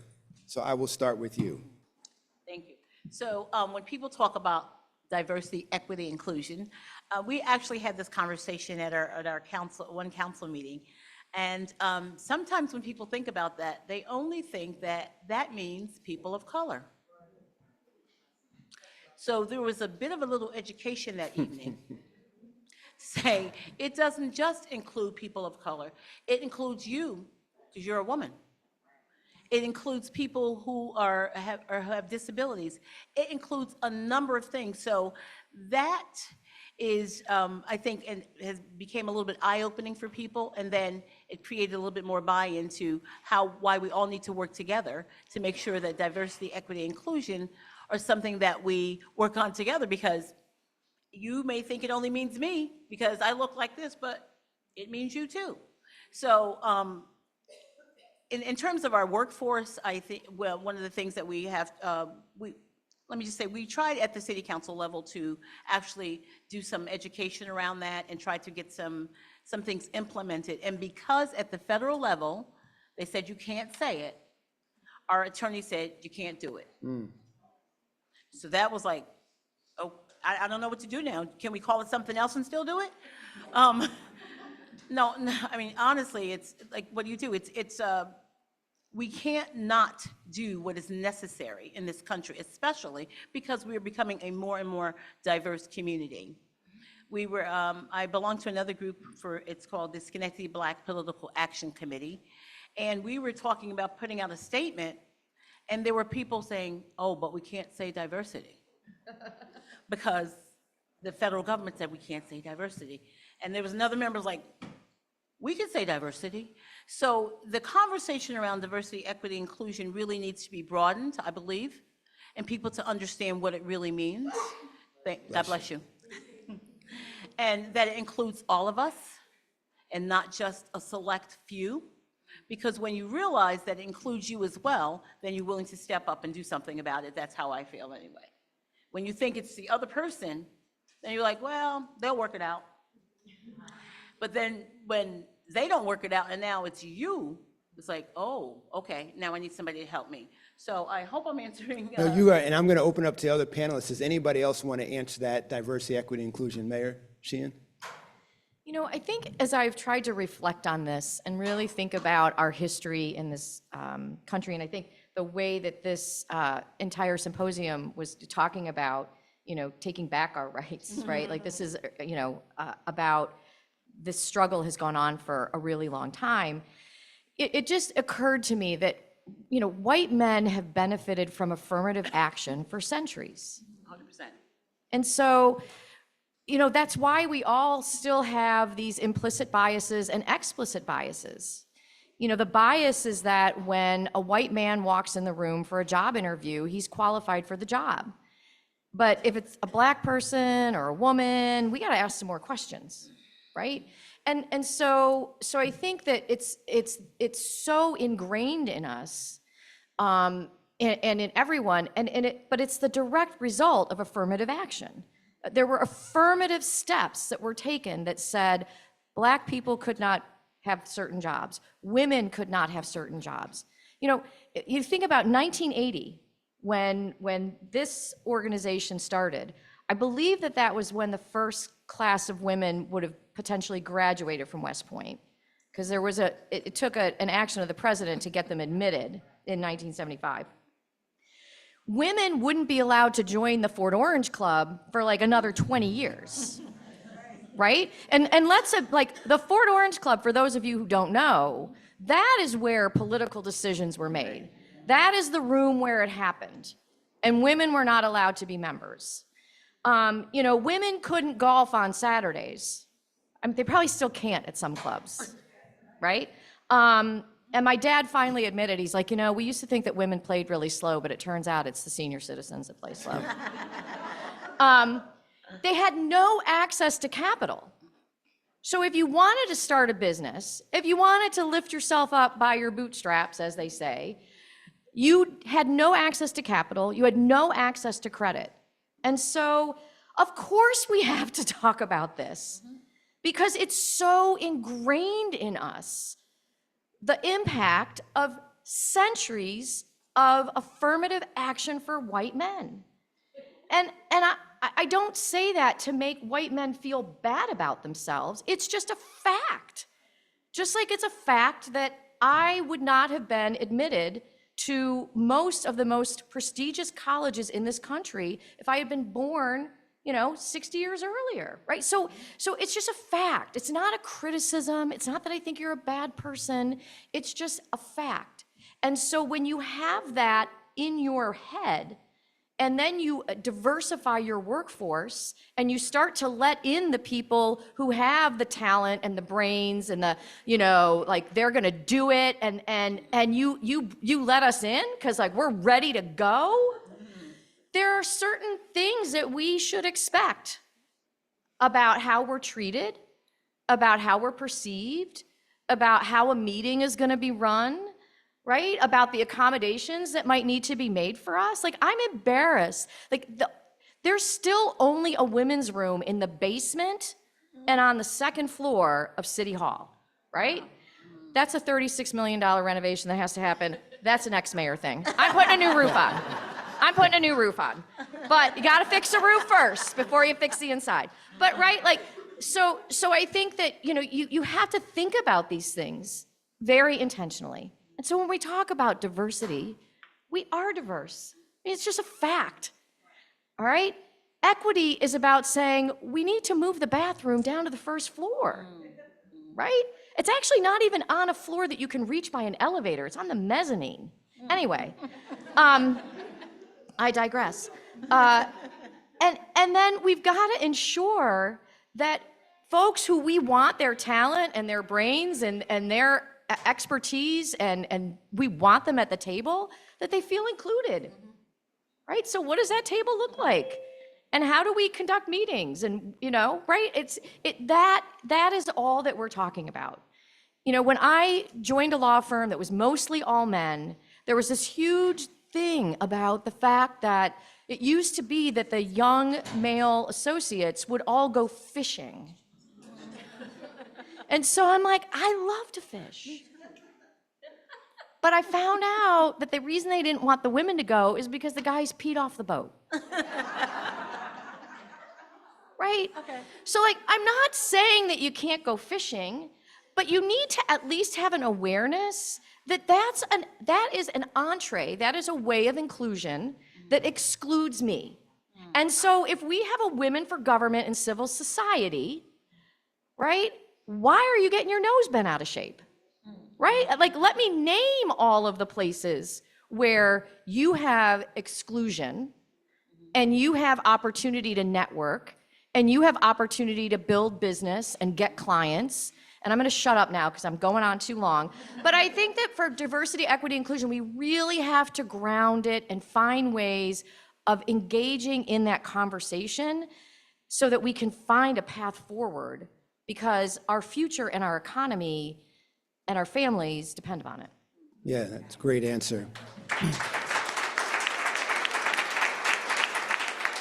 And just to put this into perspective, in 1974, a woman could not get a credit card without a male signature.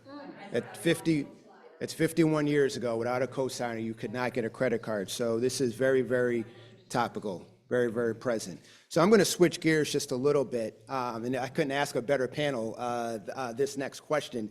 And so the question is sort of in a two-part question. Are we in a constitutional crisis? With challenges to our right to free speech, challenges to our universities, and the apparent attempt to usurp due process, what, in your opinion, is on the horizon if forums like this are not addressing these issues? And Barbara, I will start with you.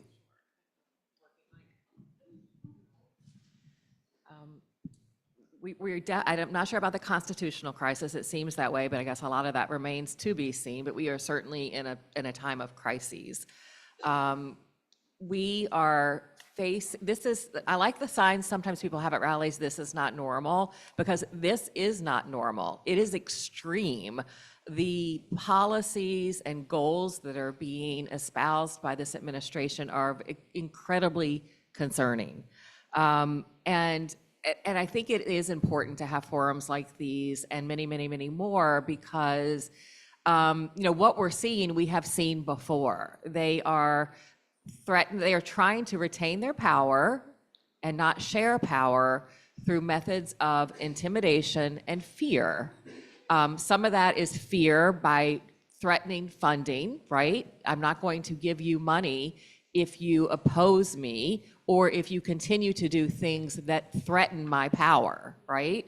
So some of it is there, but clearly they are trying to instill fear and intimidation as a tactic, which we know has been used in the past, in order to silence people.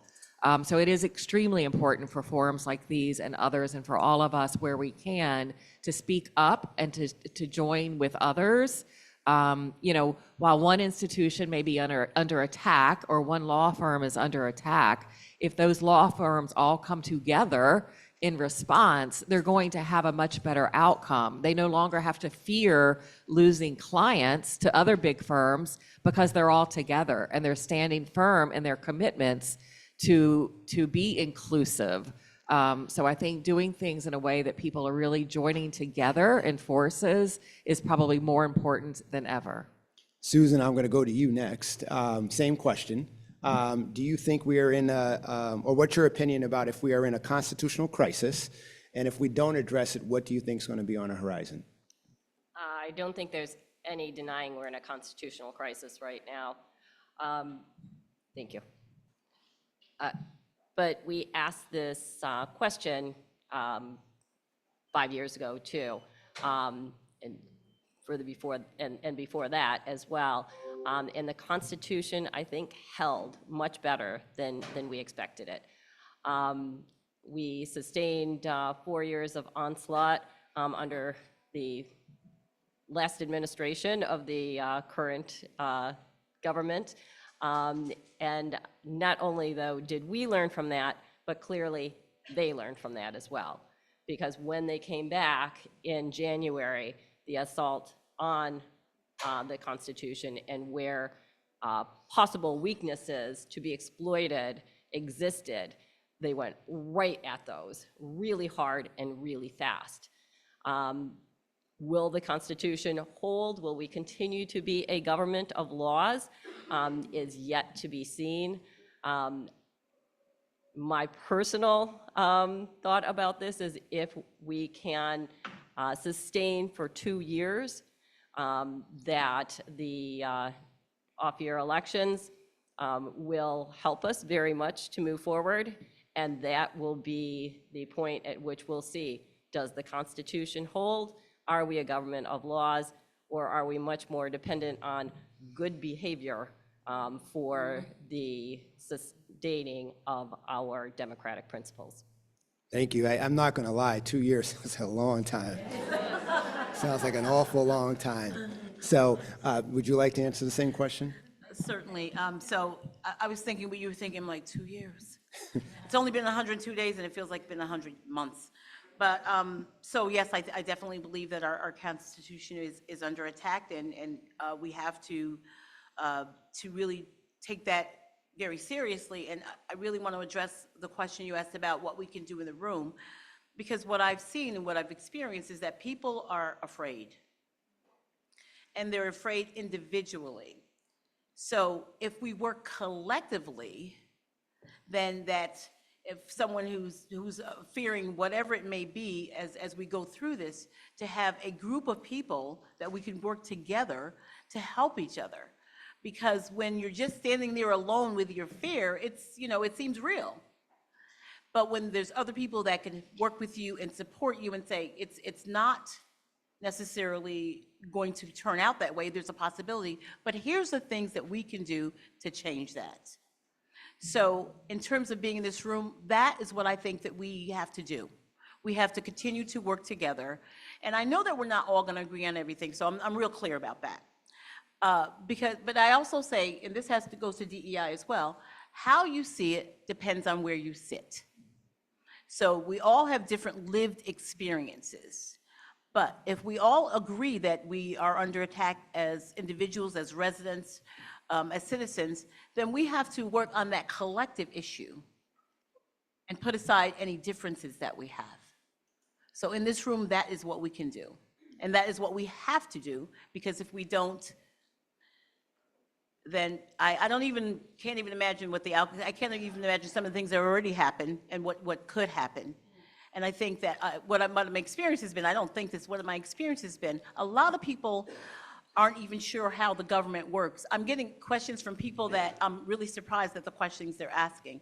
But it's also an opportunity for us to help educate people, for those of us who know, or for those of us to even educate ourselves, to make sure that we understand where our power lies and what we can do to make a difference.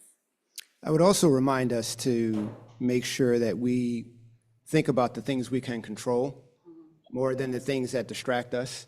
And when I think about diversity, equity, and inclusion, just think about this. You get diversity, equity, and inclusion in your exercise, you do it in your diet, you do it in your financial portfolio. But when it comes to our workforce or our communities, all of a sudden that is a bad thing. So I believe that we will catch up at some point. 2 years is a long time, though, I'm not going to lie. Mayor Sheehan, I'm going to go to you with a different question and sort of start to transition into the hope phase before we open it up to questions from the audience. This country was built on discourse. Albeit civil, but I guess sometimes it was civil, sometimes it wasn't. History tells us that we've been here before. Our parents and grandparents have survived periods where our rights were usurped and threatened, and history tells us that they resisted and won. History is now repeating itself. Just a question, what lessons can be learned from history that help us process what is happening now, and what strategies can you, as public servants, elected and appointed officials and government actors do operationalize, holy cow, that's a big word there, these strategies to preserve the critical infrastructure and protective laws and practices? We talked about this a little bit last night. Some of the speakers got together, and I really wanted to reflect on the fact that this is the Center for Women in Government and Civil Society. And so as we think about women in civil society, there's the old saying that well-behaved women seldom make history. And so there's this, this history of civil disobedience, this history of whether it's the women's rights movement, the civil rights movement, all of the different movements, going back to abolition, and where women made good trouble. And so I think it's looking back and finding those sheroes who did it and came through the other end. Like we need to lift those voices up and those women up, because as challenging as the times feel, there have been other mountains to climb and other things, abolishing slavery. Think about that, right? So I look at that and I say, well, we got this, right? Because we do have certain now legal rights established in the Constitution, certainly established in the New York State Constitution. We have a whole history of court decisions, and we're worried about the Supreme Court, but many of those Supreme Court decisions still stand, right? Immigrants have constitutional rights. And so the canary in the coal mine, in my view, is immigrants, right? If what has happened to the immigrants who were sent to the prison in El Salvador stands, then watch out, because we're going to have to gear up in an even bigger way. Because if you can strip away constitutional rights from immigrants, then who's next? So we got to pay attention, right? And you got to get out there and you've got to protest and you've got to advocate, because this is the fight. This is where we should stand our ground. We shouldn't wait for anything else to happen. This is where we need to stand our ground. And so many of you are doing that. So that gives me hope. And I think, again, that balance between civil society, civil discourse, and then raising a little hell. And I think we know when to do, right? We know when we need to do those things. And so let's learn from history. We worry about repeating bad history, but let's learn from where we've had successes. And, the abolitionist movement started in people's living rooms. That's where it started. So think about your living rooms. Think about inviting people in and looking at strategies and things that you can be doing based on whatever it is that there's plenty to fight for, but what it is that you want to fight for. And let's be women in civil society. That's who we are, and so we've got to remember that piece of this, because it's not just elected officials. It's not just people who work in government. It's all of us in civil society. Yes, and before I ask anybody else, let's give her a hand for that question.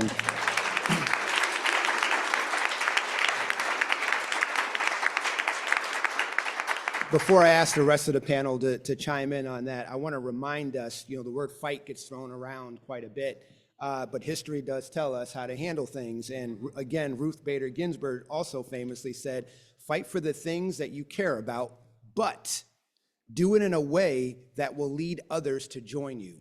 And that should be the difference between us and any opposition to what we are talking about. Does anybody else want to chime in on what the mayor just said? Barely, because that was so well put, and thank you. But definitely history, you know, we have a history within our country of othering others that allows people to get away with things that are unacceptable. And I think that clearly that's what we're seeing now, our efforts to other people, you know, other the immigrants, to treat them differently, to take away their humanity by, I mean, I thought the first time I saw the picture of the Homeland Security Secretary in front of the El Salvador prison, I was so appalled, and I thought, and then you just kept seeing it. Like, they think this is a good thing. This is absolutely unacceptable, and it is intended to take away their humanity. And so from a historical standpoint, I think that it's important to recognize it's intentional, and it's very important for us to not be silent and to take action. Anybody else?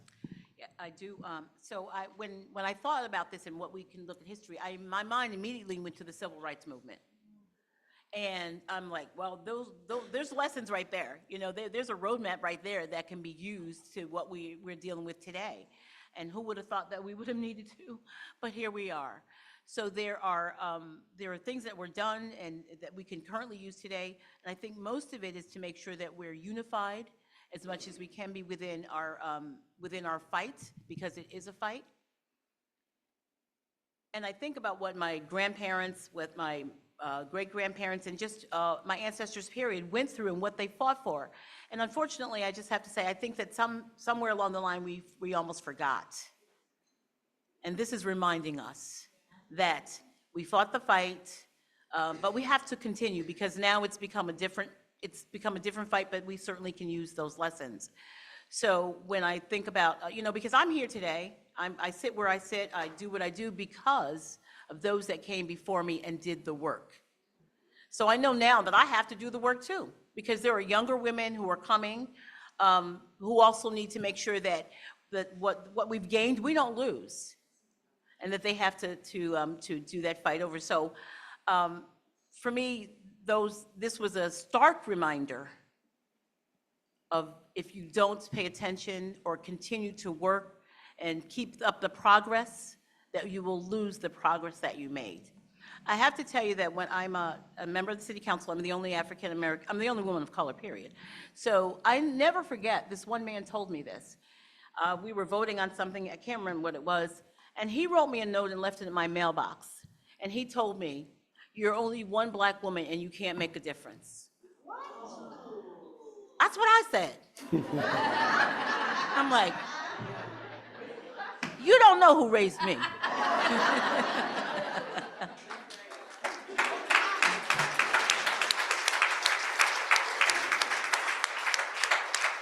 So I say that to say that it doesn't matter if you're one woman, if you're just a few women, we can work collectively, and one person can make a difference. We can do what we can where we are to make that difference, and that's what we have to do. We have to do that, because what is happening now is just an attack on everyone's way of life. We've become a little bit comfortable, let's just tell the truth. So now we're being made to be uncomfortable. So what do you do when you get uncomfortable? You fight against what's making you uncomfortable. You fight for what's right. And you just don't fight for yourself. You fight for the other person as well, because someday you could be the other person. Yes. Give her a hand. You give her a hand. That's absolutely right. We're coming up in our last 15 or 20 minutes. If you have any questions that you would like for us to review, and then you can hold them up, or somebody will come. Oh, they already have them? Okay. All right. Beautiful. All right. I just want to kind of jump on that just a little bit before I ask you guys a final question here. When I think about what you were just saying about fighting and our collective voices, I would ask that you, in my male body, that as we're triggered, and especially as a Black man, I get triggered quite a bit, and how I have to respond in my role sometimes is very tough. I can't separate the role from the person, and that's just tough to do. But what I will tell you is that one of the things I'm the most, I think, surprised and happy about is the amount of silent men that don't know what to do. The amount of silent men that do have daughters and mothers and grandmothers that really just don't know what to do. So I would encourage us as a room, rather than call them out, call them in. Because you'd be surprised how many men might be wanting to respond to something, but in their own fragility don't know how to do so.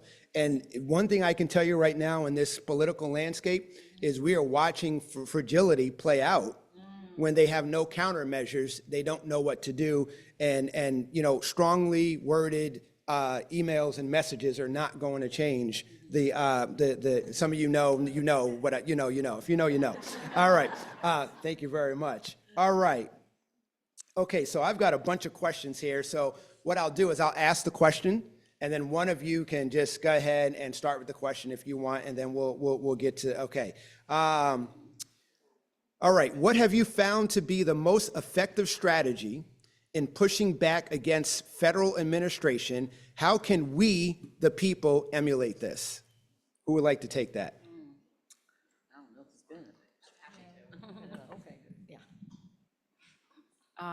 I mean, we are all fortunate that one of the most powerful ways to push back is through the courts. And I think we're seeing a lot of positive action there. I think also it's just to try to reduce the fear level and not think that you have no power, right? It's difficult. There's a lot at stake. But I think just try to pull back, not be afraid, and to look for avenues to push back.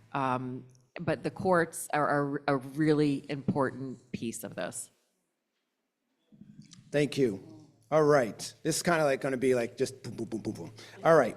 How do you grow and support women leaders in your organization? Anybody can take it. Okay. So, well, as I won't speak it from the city council perspective because but I don't necessarily think that that's really happening there, quite frankly. But outside of that, organizations that I belong to, like the PAC that I mentioned, we're all women. And so what we're doing within that organization is helping to develop other women to play roles in the community. Not everyone wants to be elected, because it's not for the faint of heart. However, there are opportunities to sit on boards, to sit on commissions. So we're helping people to become aware of those opportunities where you still are at a decision-making table, if that's what you want to do. And as we go through what we're going through right now, we're also actually doing education, we're starting to do, I should say, educational forums so that people understand the opportunity and how they can be developed. Now, men are welcome, just so you know.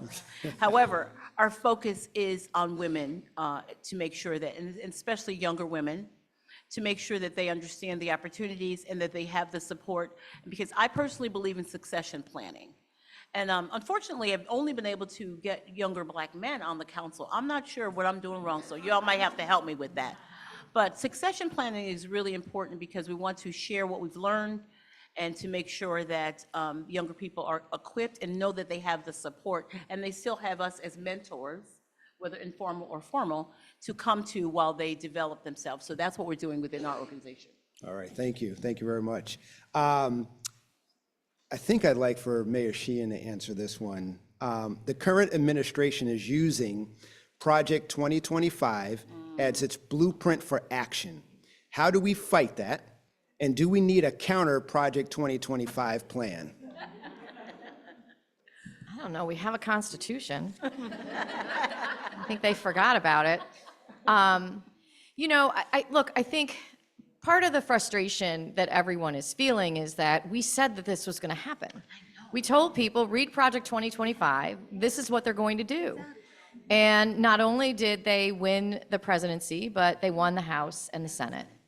And so I think one of the things that I find most unhelpful, if I had the answer, so this is my way of pivoting and saying I don't really know the answer to the question, but I do know how not to do it.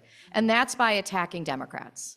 And I find it really, really unproductive for us to criticize Democrats for quote unquote not doing enough or not doing it the way that a particular affinity group would do it.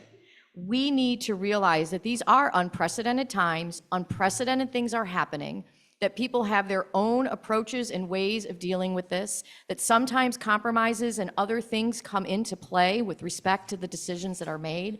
I think about not shutting down the government and the fact that many of the Democrats in Washington have personal relationships with people who lost their jobs and who, after the court ordered that those folks return to work, if the government had shut down, there would have been nothing to come back to. This is impacting real lives. And so I think we can discuss and debate how we should respond and resist, but blaming Democrats is not a productive way forward. That is what they want us to do. And so I haven't agreed with every decision that every one of my fellow Democrats have made, but those conversations have happened in private. And I think that we need to ensure that we recognize the 2020 Project 2025 for the threat that it is. And they are banking on us not being able to get our shit together to fight it. And so we have to realize how serious this is and put some of that inter-party feud to the side and figure out how do we stay united and get some of this, get that resistance going, because it is a existential threat to the future of our country. Thank you very much. Thank you. I would say, just to add on that, you can't fight something of which you know nothing of. In other words, if you've never read Project 2025, if you just know it as a term or whatever, you should read it. It's long. It might take you 2 years to read it, but by that time we'll know what to do. I've got two questions that are basically the same. I'm gonna to honor the audience, I'm gonna ask it in its entirety, but they're two of the same basic questions. First one, registering students, community college and high school. We solicited their comments on why vote. So that was the question they asked the students. Most of them said their voices are important and they want to be heard. What can you tell them so they don't get discouraged? And then a follow-up question, or the same type, is I work as a school-based clinician. After the election, I had so many women and girls and students of color come to me with so much political stress and anxiety. They felt powerless, especially being minors. How can I encourage these kids to use their voice? How can I help them feel like they have power to make a difference? Would anybody want to take that? Go ahead. I think that the one, one takeaway is that it's very, very evident that elections do matter, right? I know that I've mentioned this before. I have two children. One is a daughter who is like over the top, like in distress about everything, about all of this all the time. But that's her personality. And then I have a son who is definitely probably more, quote, left of center than I am, but also it seems to have given up. Like this is like, that elections don't matter. The Democrats aren't doing the right thing either. And they should have done this while they had the chance. And all of that may be true, but if you don't, your vote does matter and your participation does matter. And this is a perfect example that elections really do have true consequences. And I would encourage anyone who's feeling distressed, hopeless, volunteer. Like, even if you're like stressed out and you're like, oh, I got classes, I've got exams, I'm working, like, go volunteer at the South End Children's Cafe for an hour. If you have more time, volunteer on a campaign. Do something that you're passionate about in your community so that you're restoring yourself, right? Like, refill yourself before you go jousting at windmills. Like, but I think that oftentimes volunteering for something that you're really passionate about, even I saw the young people that participated in the cleanup. We get a bunch of UAlbany students, they come and they do a cleanup. And it's just so satisfying. An hour later, you've got a bag full of garbage, you help clean up the community. I think it's really important to do that and to think about yourself. And it's an opportunity to give back and feel really great. Thank you. And to expand on that just a little bit, not only does that fill your own tank, but creating those communities through cleanups and walks and marches and whatever other local things you can participate in, these are the communities on which we're going to depend going forward. We're not all going to have the opportunity to connect directly with the folks in Washington who are making a lot of these decisions, but locally we will need to have those support groups ready when things hit the fan here locally.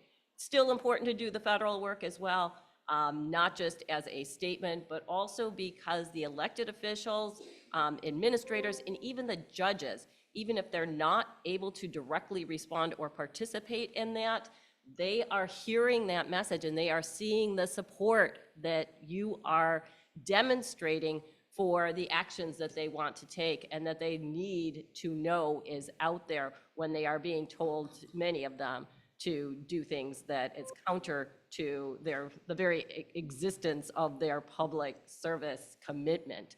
So your support and demonstrations showing that we are still here and that we do know right from wrong is really important. So I want to talk a little bit about the question about, that you said about minority young women are just concerned that they aren't included in, and what do they do where their voice isn't going to matter. Well, I can tell you from personal experience that their voice does matter. So what I would say to those young women is to connect with another person who has at least gone through something and can help develop them and lead the way, and to also get with like-minded people to support you.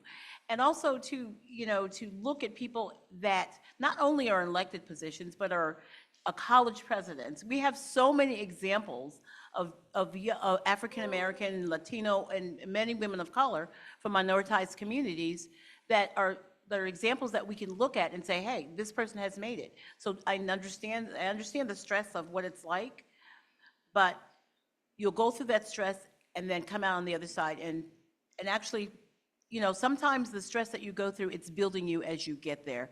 But don't lose sight of that, and because fear will stop you in your tracks. It will just I just can't do it, it's too overwhelming. So look at that one thing that you can do, whether it's volunteering, whether it's working with like-minded groups, whether it's actually mentoring other younger women as well.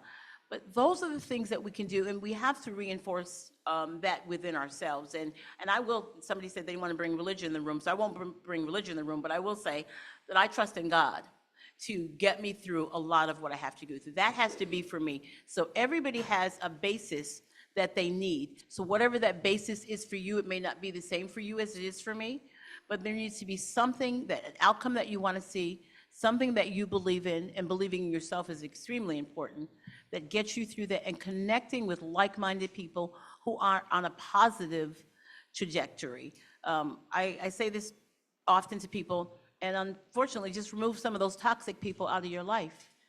Some of those people that tell you that it can't happen. They gotta go. So please don't lose hope, because we've achieved a lot in this country, we've achieved a lot in this region, in our respective cities. Don't lose hope, because we can make this, we can overcome what we're going through, even if it takes 2 more years. So we've got just a couple minutes left. I'm going to ask. So there's about 8 or 9 questions I couldn't get to. Sorry, but I am going to ask a very, very politically charged question. I just feel that in my body, in my skin, that this is very important for me to ask this question, because it polarizes a lot of us, and especially on campuses across the country. And basically, I'm going to paraphrase both questions because there's 2 polar opposite questions. One is, how do we basically include the Jewish community that has experienced a lot of anti-Semitism and anti-Semitic hate crimes, especially on campuses and the things that you're seeing happen in our universities. How can we include them in DEI training? And then also, question from the audience, how do you think United States' governmental response and New York's response to Israelis, in their opinion, genocide of Palestinians, how is that creating an environment right for the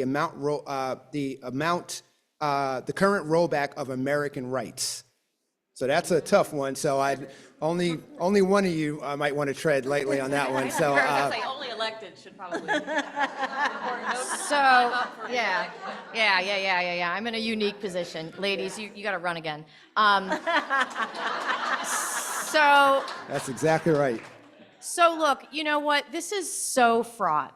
And I have met with folks from the Palestinian community, folks from the Jewish community, and I think it's this very divisiveness and this really supercharged language that it's intended to divide us. And so as passionate as people feel about what is happening in Palestine, to Palestinians, to children in Gaza, it's horrific.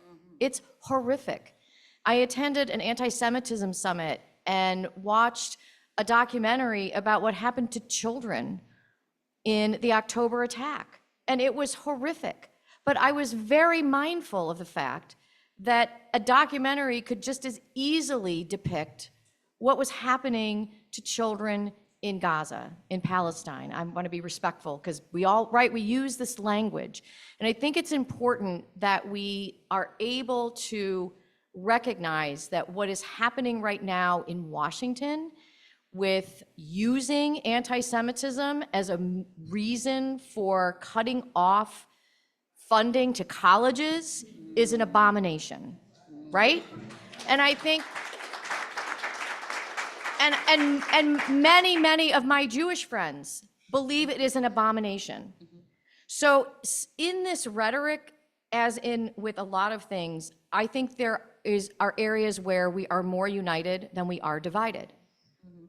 And so if we can lower the temperature and make room for those conversations, I do believe, can get to a solution that is not dependent on having to make, some sort of deal with the devil with what's happening at the federal level, right?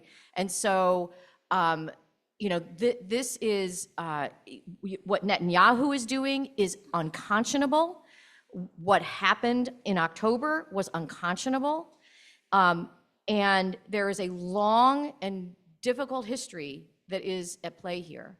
And we have to be mindful of the fact that this is a moment in time where, to bring us together, we've got to reduce that temperature and be able to have those conversations in the room. But, I agree, like, if any other affinity group had been told to go home and spend the rest of their semester virtually because of their affinity, there would have been outrage. If women had been told, we can't keep you safe on campus, you need to leave, right? That would have been unconscionable as well. And I think we can all agree that we've got to do more. This has opened up a lot but this is what we're designed, typically as a country to respond to. But it's so supercharged right now, and there's such divisiveness there that, if we weren't in this moment in time, I think we would have found a way to come together as a country and do more for Palestinians and do more to lift up our Jewish brothers and sisters. But this is an example of where we are. Social media, everyone's in their bubble, and they're getting all of their information in a certain way. And I just, as an elected official, it may not be a popular thing to say, but we got to reduce the temperature and the rhetoric in the room if we really want to help the Palestinian people, if we really want to help the Jewish people, and if we want to truly have a solution for humans who are losing their lives every day, and we're being used. We're being used. Yep. So as they give her a hand.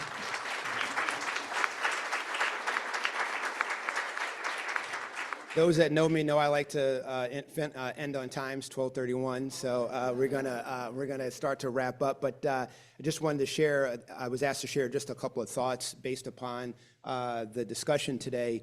And some of the things that come to my mind is, I talk to a lot of people all the time. And if you take 100 Democrats, 100 Republicans, you put them in the same room, right? 80% of us are going to agree what we want for our families. But what we're focusing on is the 10% on each side, right? So I agree with lowering the temperature. I also think, when I think of we the people, I think we the people need to look in the mirror, because what I see woven through some of this is human decency. But I know Hispanics that don't like each other, so Dominicans that don't like Puerto Ricans. Right? Africans don't like African Americans sometimes. Like there are, Jamaican, like there's a lot of dissension within women, men, women, I can go on and on and on. But I think before we go forward, we really need to look in the mirror and ask ourselves the questions of what I learned today. Are we using human decency as our measuring stick? Are we collaborating and getting the collective power and getting out of our silos and our echo chambers? Are we talking to each other? Are we listening to everybody's perspective before we actually talk? And are we listening to hear versus listening to talk at the person? I am honored to be here today. Thank you for our guests. If you can give them a hand. Thank you.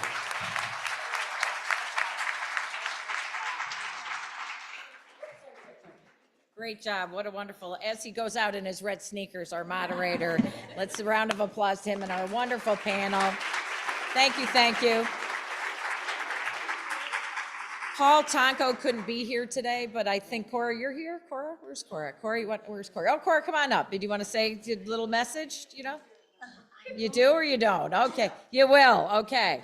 So Paul, as we all know, is a good friend. Representative Paul Tonko is a good friend to all of us, works very hard in Washington, is carrying the water, the weight of our state and our country in many places. And Cora wanted to just send a little, where are you, Cora? Okay, there you go, a couple of the questions, there you go. Thank you for having me. I think the next thing we're doing is lunch. Yes, So give them an assignment for lunch. Excellent, so I'll make it long and laborious and make sure that when it's lunchtime, you're ready to eat. No, first of all, I want to say absolutely wonderful. It is phenomenal to be here, not only as a woman of color, but also to feel the energy and power that is coming from this room.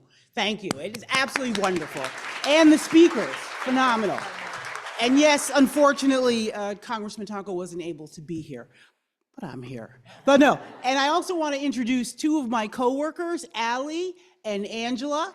And I also would like to say anything that you have. So first of all, on all of the comments from the panel, spot on. And I was sitting there thinking, oh my God, we're going to get into this federal thing. And good, we need to, right? We need to, as women, we need to, as people, to constantly have a voice and make sure that that voice is being heard, but make sure that voice is being heard in the right place and at the right time.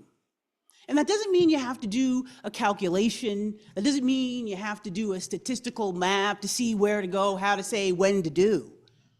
It just means you have to do. Look to your neighbor, look to your friend, write to your elected officials, write to Congressman Tonko, let us know. Do not be afraid, and it's okay if you put a little bit of vim and vigor behind it. When people call, and sometimes you can tell that they're reading from a script. A little bit of a secret, don't read from a script.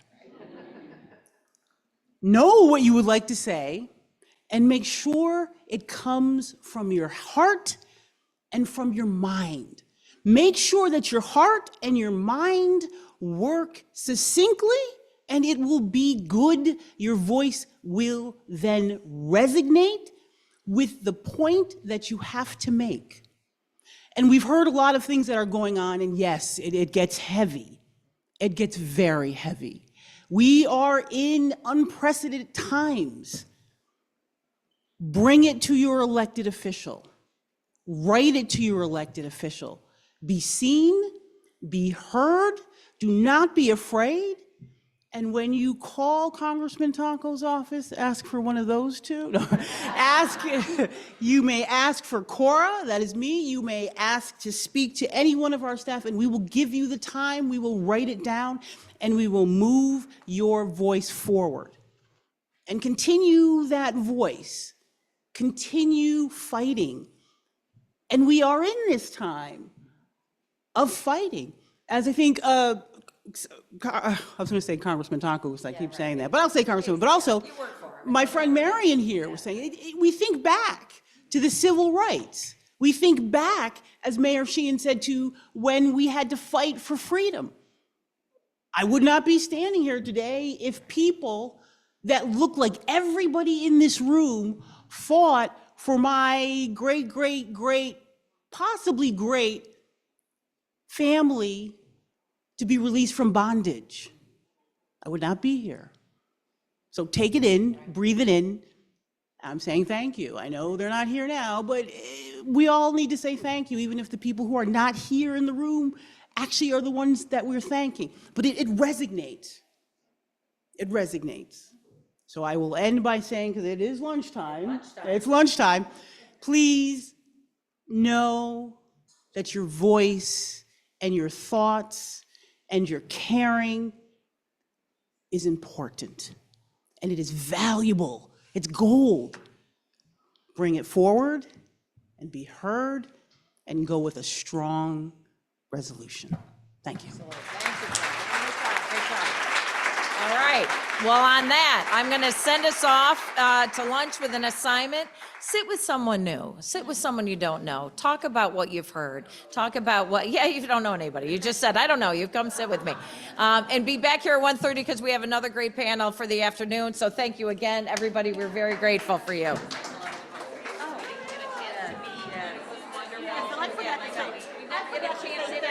I know, we never get a chance to introduce everybody, you know. Thank you, that's great, all good. What's the beeping that keeps So the happening? beeping is from Sorry. the Zoom when anyone can join and anyone can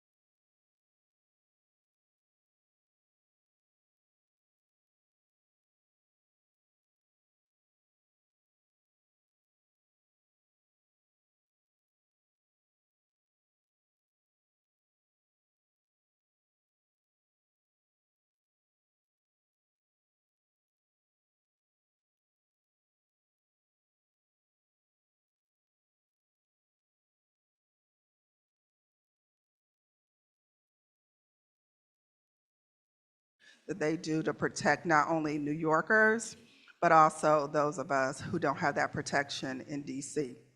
I will also want to say, I do have a little bit of bona fides about New York. My husband was born and raised in New York, so I have some connection.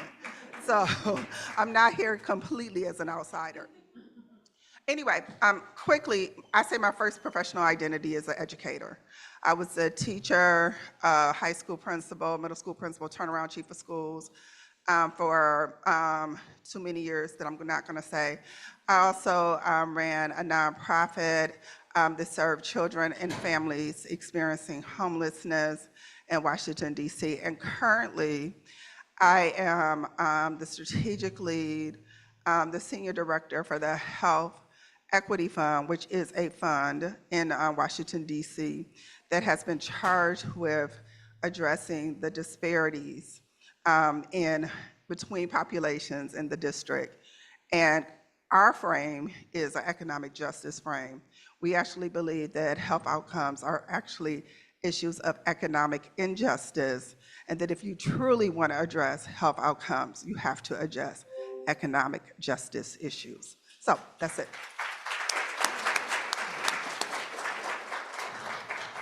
Our next speaker is Rose Miller, who's a local HR expert.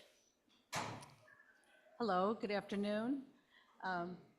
I've been an HR professional for many years, held very high-level HR positions in the private sector. Maybe introduce all the speakers. Because Miles was the introduction, right? Sound like it's pretty well. We're having an interactive conversation with Zoom. Okay. Then after, Yeah, could you please mute, for those of you that are watching us virtually, could you please mute your sound? That would be helpful.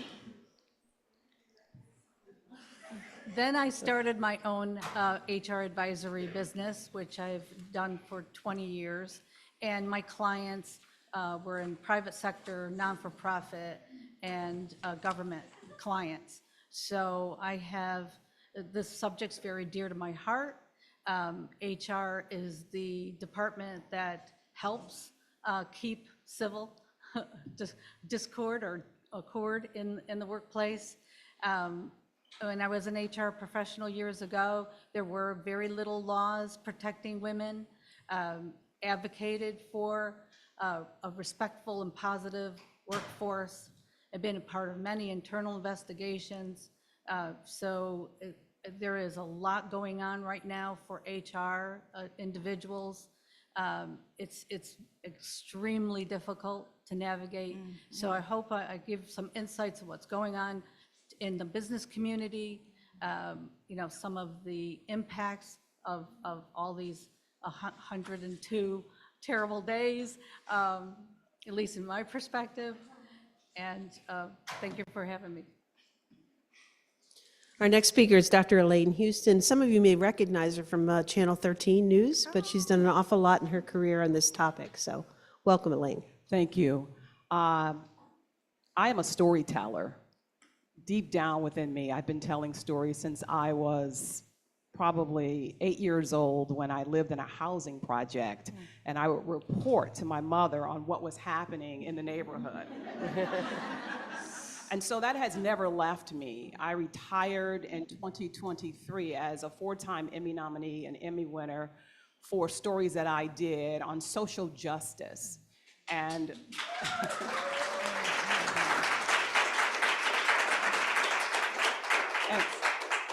thank you. And my work primarily is with women and what is happening with them.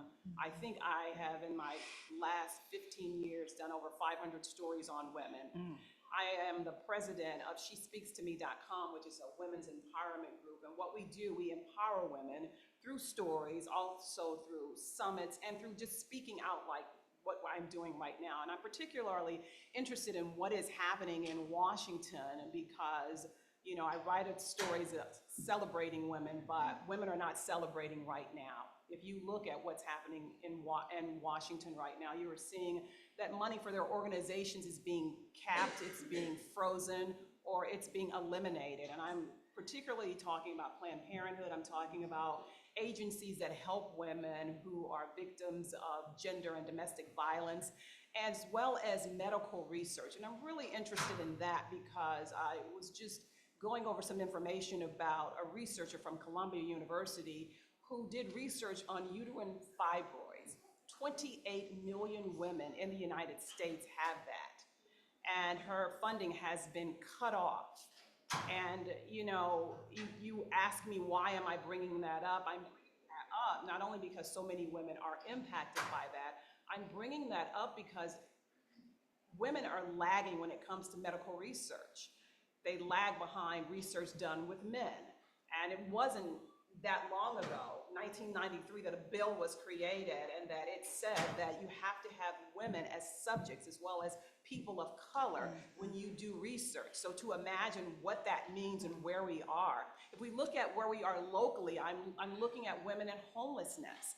And you know, what is happening is making women out to have to lie, because they are going to agencies and they're saying, I'm living in my car. What they're not saying is that my kids are with me, because they are afraid to say that because their kids will then be taken. So we have some very important issues, and I think that when we look at what's happening in Washington, we have to also look specifically at gender and what's happening, because it is very important that funding be given to women's organizations, and that we look at just how women are disproportionately being impacted by that. And I want to share some positive news about it, but I kind of wanted to just talk about where we stand so that we can talk about what we do about where we are. Thanks. Whoa. Well, we are thrilled. Yeah, we are thrilled to have Senator Pat Fahey.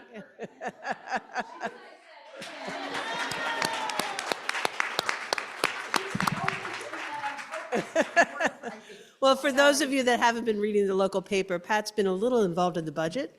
I don't know if those budget bills are being printed as we speak. No, they're not. That's why I'm here. We'll get but we are thrilled to have you here, Pat. So take a moment. And Karen really appreciated that opportunity. Yes, I did, very much. I already told her the whole story. Yeah. I really owe her one on that, so sorry I'm a little bit late. I know I'm notorious, but we already talked about that before you came in. But I am glad to be here, but I would prefer to be passing a budget, and Well, get back to work. oh, well, you're just But Pat, we asked each of our panelists, and you're with some really stellar women, to talk a little bit about themselves and talk a bit, just briefly, about how this topic of diversity, equity, and inclusion is affecting some of the community groups that you're working with currently. Yeah, you can. Or is it easier to stand up? I know I was standing in the back there. The audio is not that great. Can people? Yeah, get close to the microphone. Should I stand, or can No, people that's good. hear? You can hear in the back there? Okay, cool. You can hear. Okay. So, first of all, again, Pat Fahey, and yes, a new senator for the 46th district, or maybe you already did this. Nope. Thank you. Nope. Thank you. But a dear friend of you Albany's, and many of you here, and certainly of the Center for Women in Government, an old friend, I spent 12 years in the New York State Assembly, also representing good parts of Albany. Now I have good chunks of Albany County, most of Schenectady County, and all of Montgomery County. So a very different district that I'm thrilled to do. I think it's no secret to say I'm practically unhinged over some of the things going on in the Trump administration.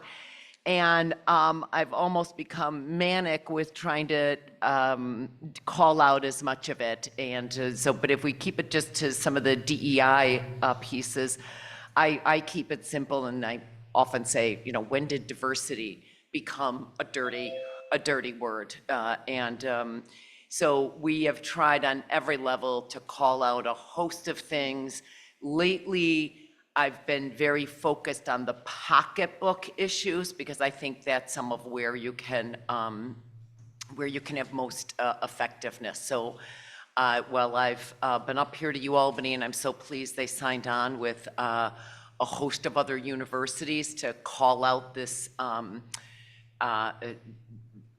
this takeover in so many ways or squashing of academic freedom, and threatening with funds, more than threatening, pulling back funds.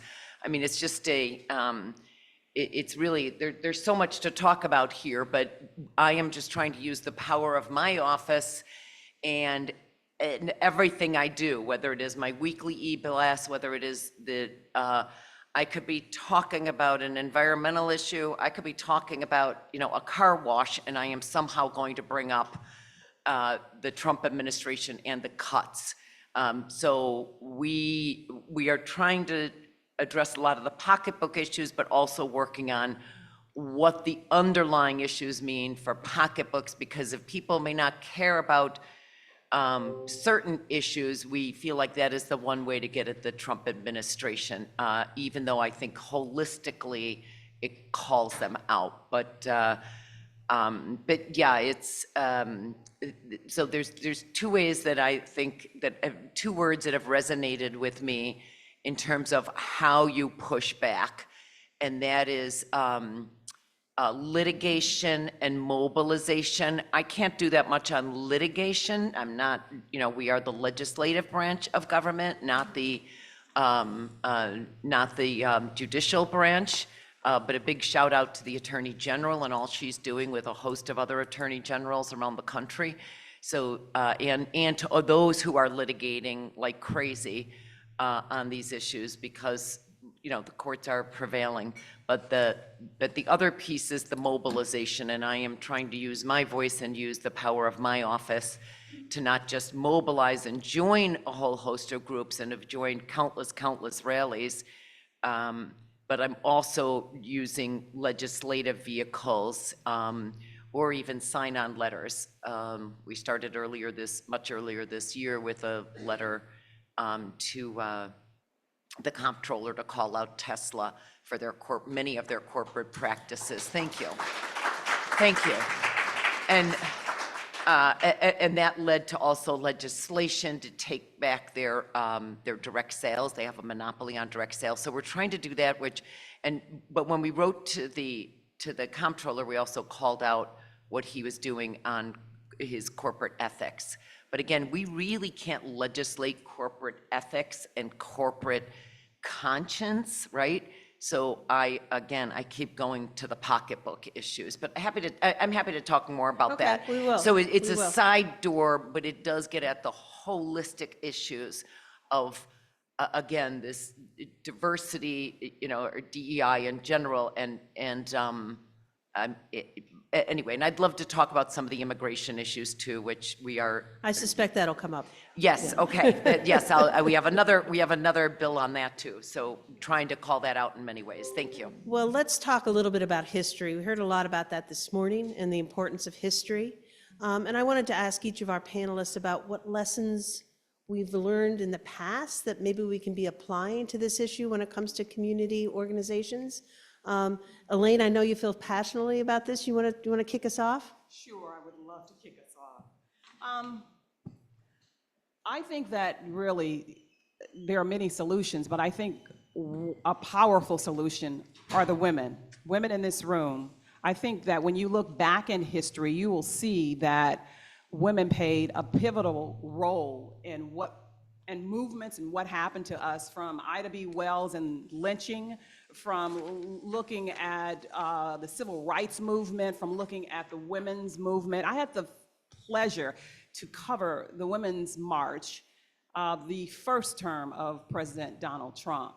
And I was amazed. As a reporter, you're really not supposed to get involved, but I mean, you could not help but be involved, because you were around women of all ages, bringing their daughters, bringing their young daughters, their granddaughters there, and it was packed. I also covered the first inauguration of President Obama, and I tell you, the people at the Women's March rivaled that. And you have to remember, women collaborated and organized themselves as soon as they found out that he would become the president. So they were there. So I think that we have to remember the history of what we've already done as women and how we came together. And you know, you always have to approach fear. You have to say something to fear. You have to back it down. You have to push it back. When you say nothing, when you do nothing, fear just gets bigger and bigger and it multiplies. And I think that we have to remember the things that we've already achieved in the past as women, what we've done, even during the wars that we have had, how we have come together, how we have created packages. I've done so many stories to send to the troops, and just Rosie the Riveter, and just go back in history and read about your grandmothers and read about what happened and read about what women have done. And I look at what's happening to us now, and I sort of am in shock as to where are the women? Why aren't people speaking up? And I get that people are afraid, but you know, was I in Cuba?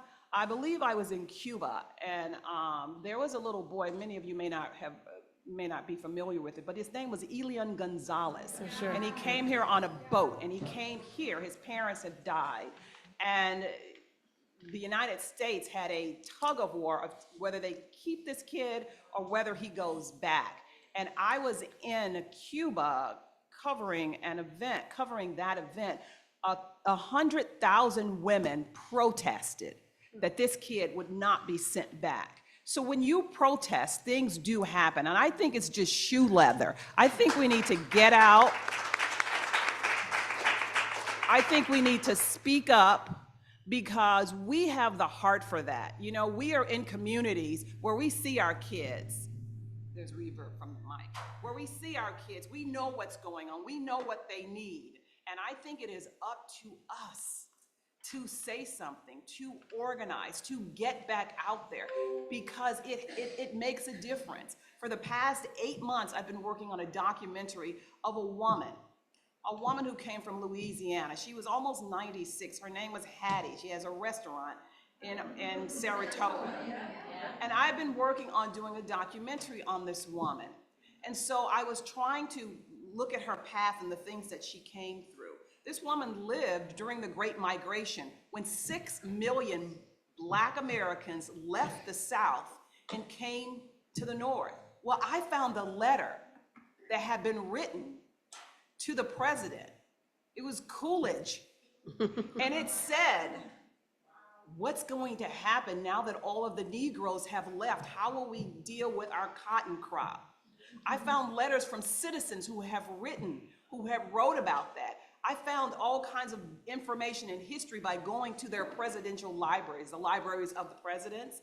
I was a little skeptical, because I said, I wonder if people are writing our current president. Then I thought, well, you know, they're destroying a lot of information, so any letters that he gets, we probably will never know what people are saying about how they feel about what is happening to us. But history teaches us to speak up, that things do change. The civil rights movement was because people got out and they protested. The civil rights movement changed this country, and for us to lose all of those things that we gained, shame on us. This is our hour. We cannot allow fear to dominate us. And so that's my take on history and what we have been able to accomplish. I could say a lot more, but You will. But I won't.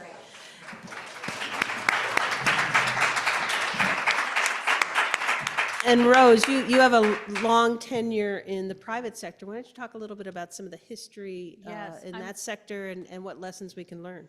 I'm so glad we're talking about history, because many of our young women don't realize that it's a long and hard history that women have had in the workplace.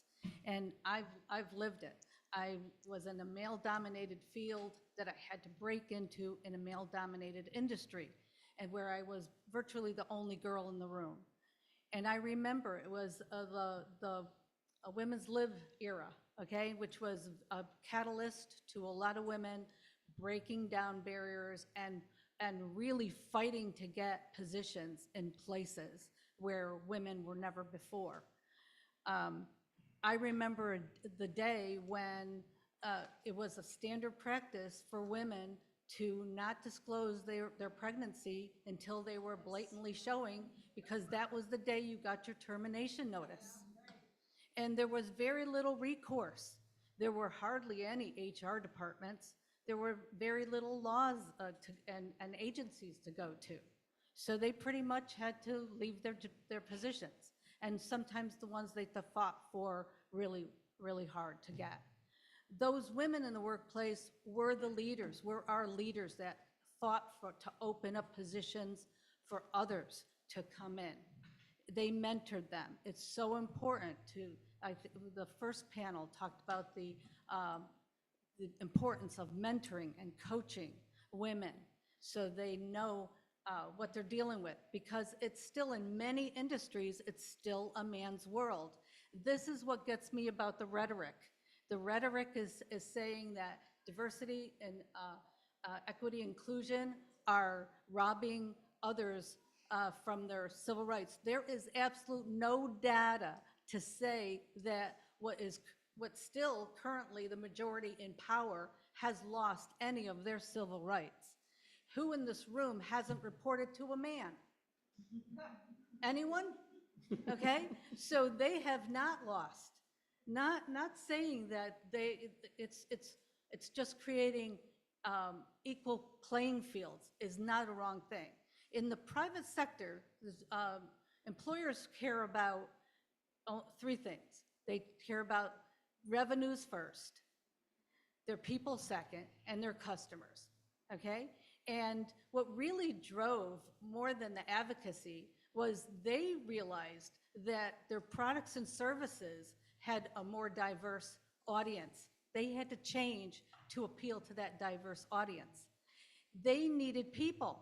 We have a people shortage. No one talks about this, that we have a people shortage. We have all these plans with no people, and they're saying people are getting robbed of their jobs. There's no people. The numbers don't match up. Once us boomers are gone, there's no people behind us. So where are we finding these people, and how is this all helping the situation? So employers loved diversity, equity, inclusion because it opened up their talent pools. That's what was driving, because that not only drove customers, they had the people to do the work, and they also saw revenues. As an HR consultant, I have seen that you strengthen the workforce, you strengthen and widen that talent pool. Every client, after a year of consulting with my company, grew the following year. What does that tell you? And that's meaningful to an employer. And this is what we have to kind of position ourselves. HR is under the gun right now. HRs are really difficult. You may be sitting in a position where you have your employer that is buying into the rhetoric and telling you to dismantle your diversity, equity, inclusion. What do you do when that doesn't align with your own personal values? You're an employee. Do you get fired? Do you go along with it? What do you do? So what I tell them is make a business case. Show them the data.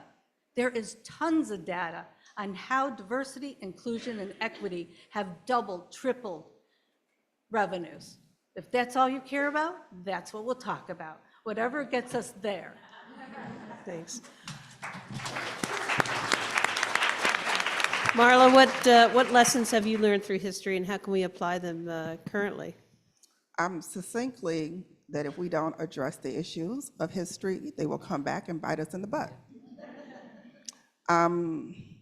Mark Twain says that history does not repeat itself, it rhymes.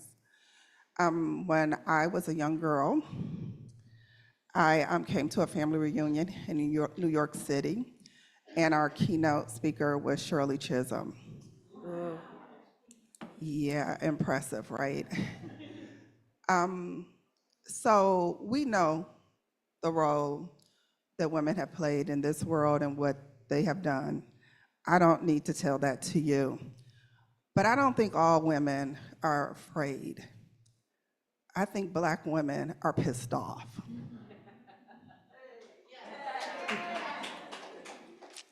And I really want people to understand that Black women have repeatedly lobbied, voted, advocated for people unlike them, and they have repeatedly received the least from their efforts.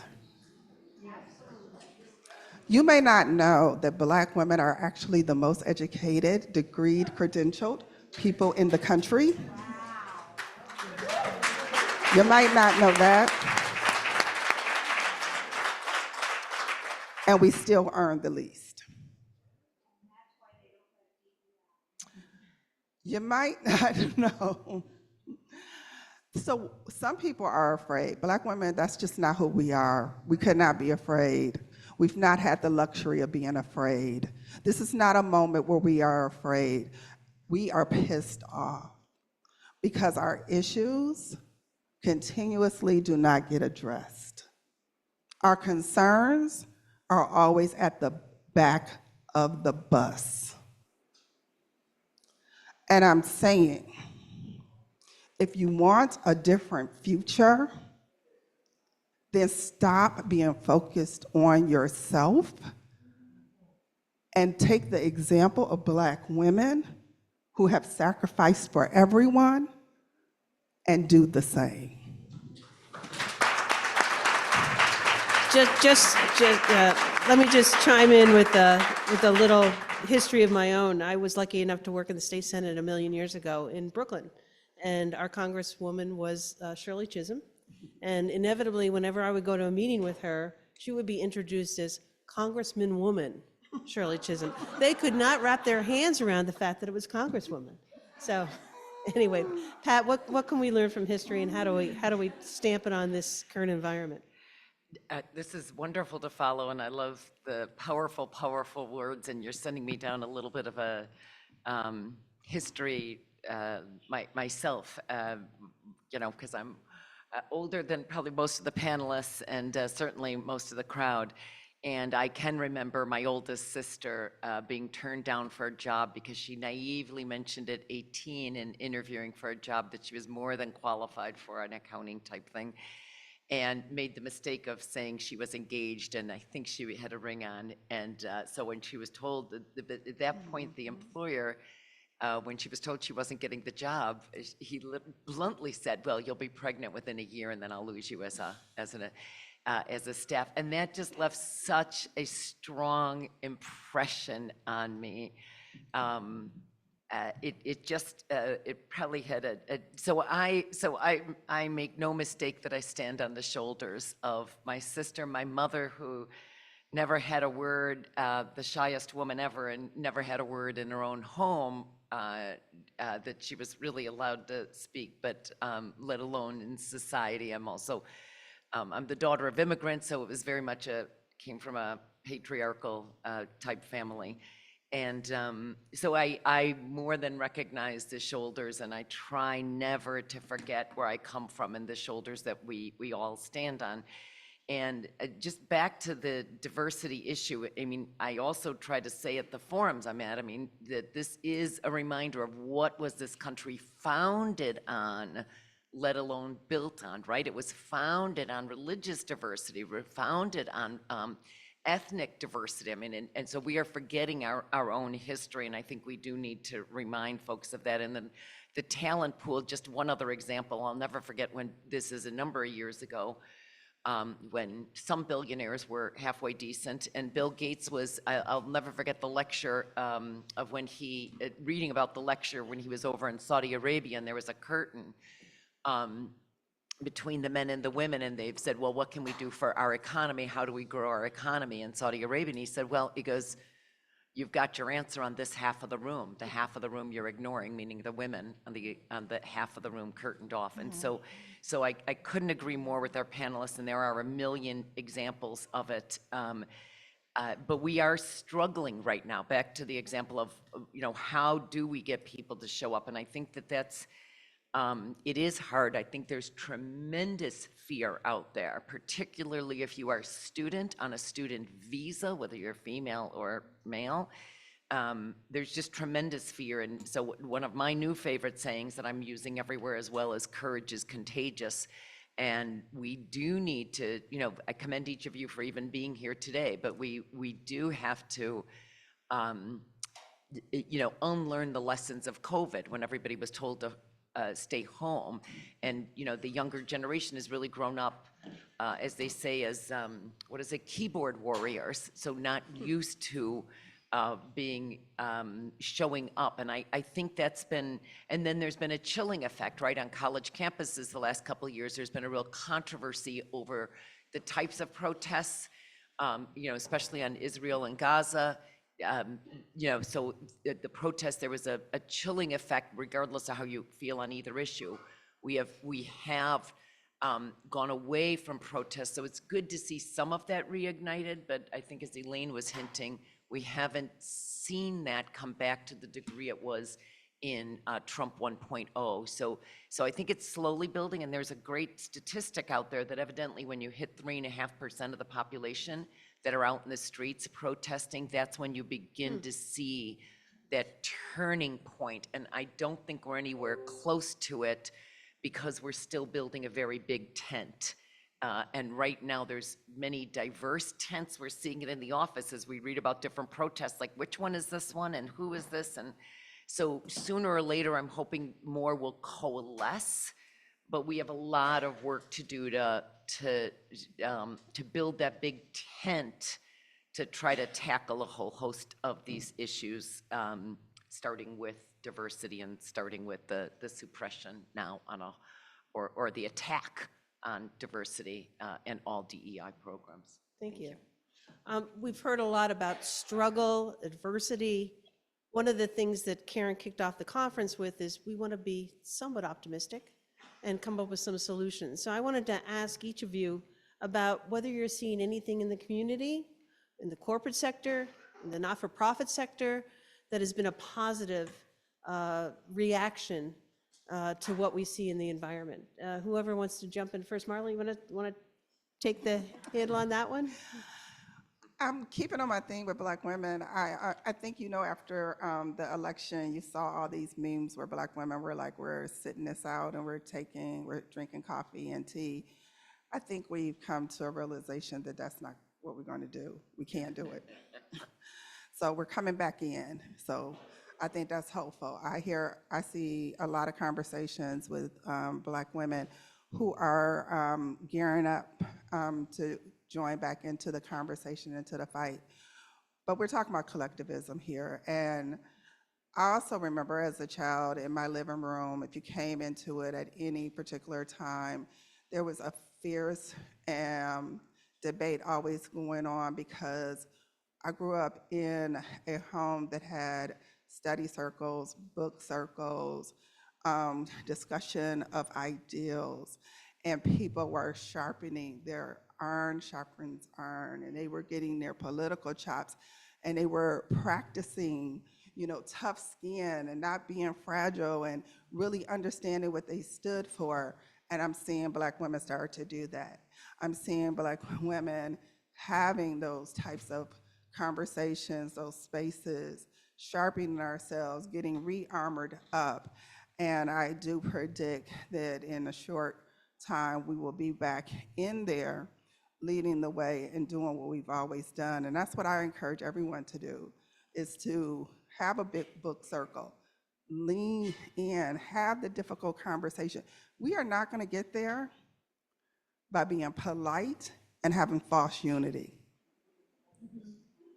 We will only get there by having the tough conversations, addressing the hard issues, understanding the differences that we hold, and then coming up with a united future that we can all agree upon. So that's what we gotta do. We gotta build some muscle, some tough muscle. This is not a moment to be fragile or sensitive. This is a moment for strength, and strength is developed through struggle. Rose, yeah. Rose, let's talk a little bit about maybe some positive examples in the corporate sector. Sure. But I am going to tell you that a couple of weeks ago, I saw on the news about the elephants can sense when there's an earthquake, and they create an alert circle. Now is the time to create an alert circle, okay? And all I could think about is what I have seen work, and it was in the form of an alert circle that would be done in the workplace when you saw that some human and civil rights were being infringed upon. And the circle should consist of some witnesses that have the courage to tell the truth when it's happening, to do an account of what's the facts, the who, what, where, and when, what is happening. You need your allies. Now, one of the things that moved the needle in the workplace is when men and women together worked to advocate for a positive and more diverse workforce. Together they worked and they became allies. You need communicators that will submit both in written form, complaints, reporting, the facts, not just how you feel, but the facts, and make it known. And lastly, you have your supporters that provide the emotional, physical, whatever kind of support that the people need. That's when it's been really successful. That's when opportunities open up. And we need, both on personal level, professional level, and political level, we need to establish our alert circles because the earthquake is happening. Elaine, yeah. I think what I am seeing is that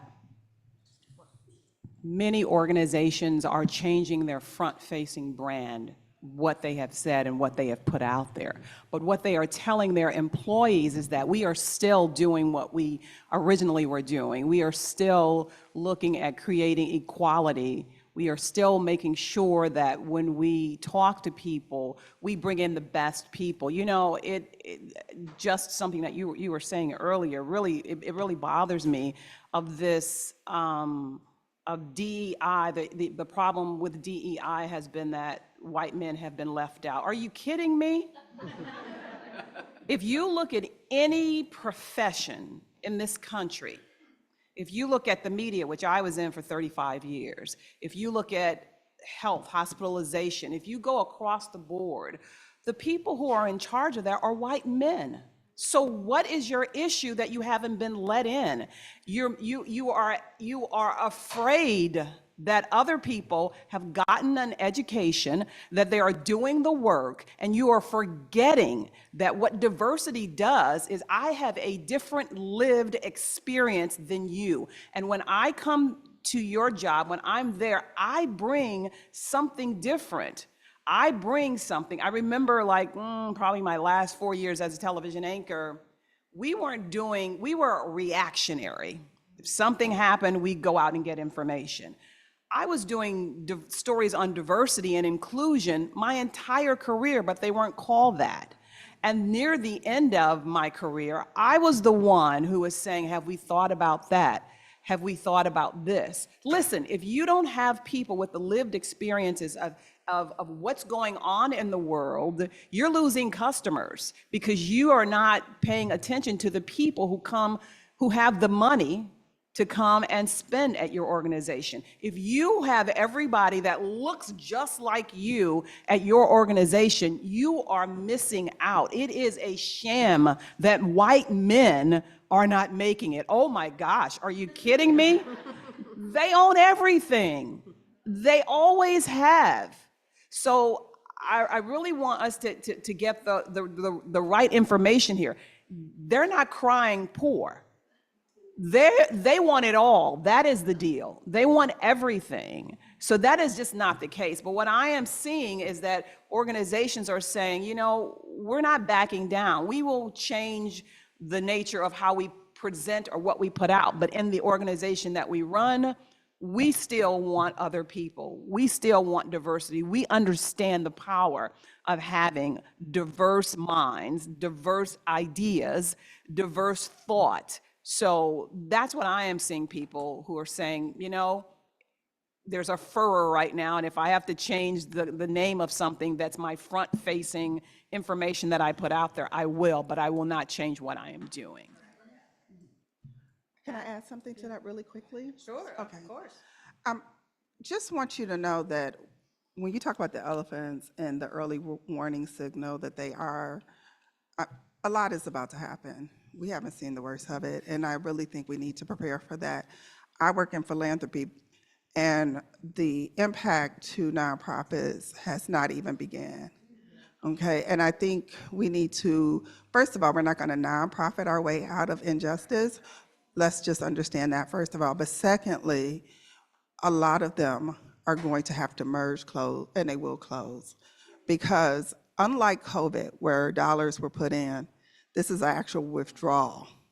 So we need to be prepared for that and be honest with ourselves and really start to think about what's the strategy we're going to use going forward. Because the social safety net is going to be, it's always been frayed, and it's really going to be thin going forward. We're going to see devastation at levels we haven't. And then as a joke, when you talk about elephants, you may or may not know, I'm a Delta, and the Delta, our symbol is elephants. And I'm letting you know, yes, we are definitely circling and giving out our early warning signal.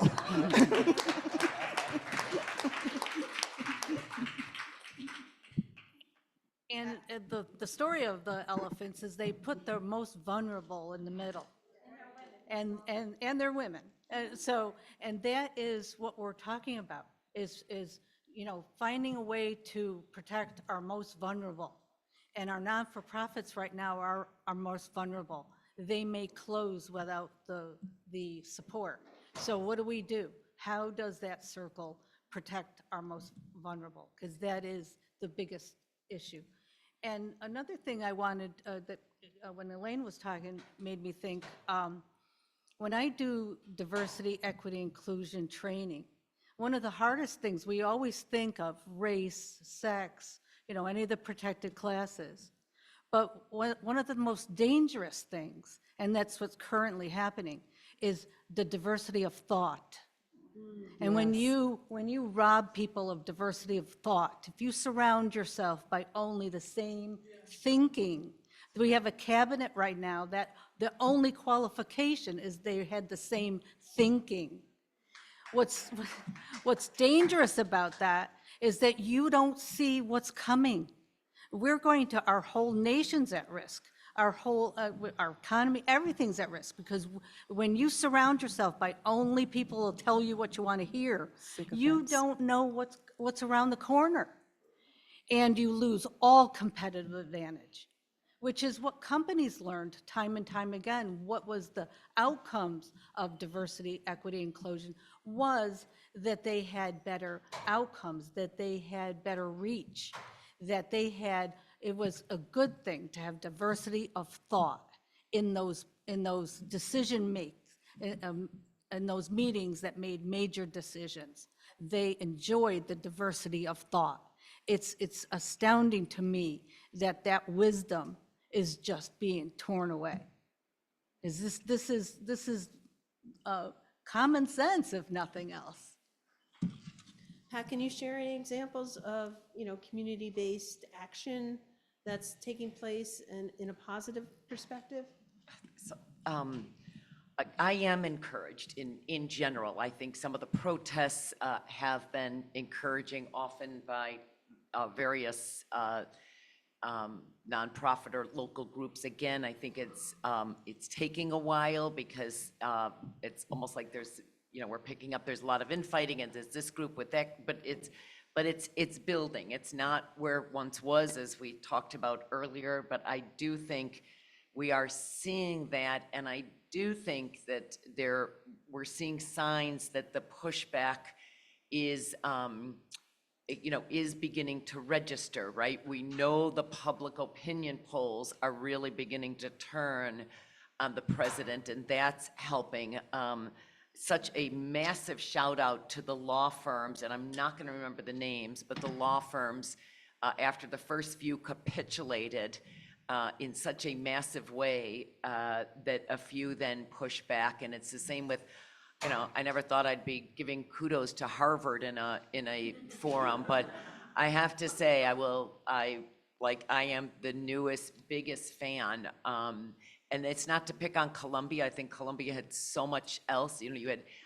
I also thought it was quite coincidental that last year when we saw some of the worst of this attack, or the beginnings of these attacks on DEI and more, it happened to be a stunning number of relatively new female presidents of major universities. And I thought, oh my God, when's the next time we're going to see another female as the head of some of these major Ivy League type universities? So that's a whole other conversation. But,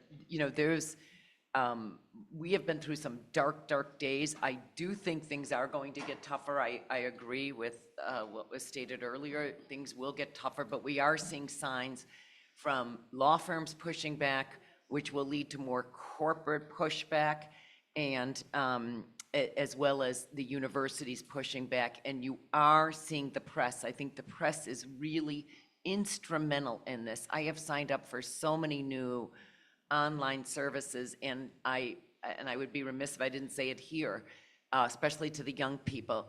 Even if it's one of those $2 a month ads, whether it's the Times Union or any other print media or another one you support, we have got to make sure the press stays strong. Because remember, one of the first things the Trump administration did was block the AP to send a message to the others that they better behave when they're in the White House briefing room.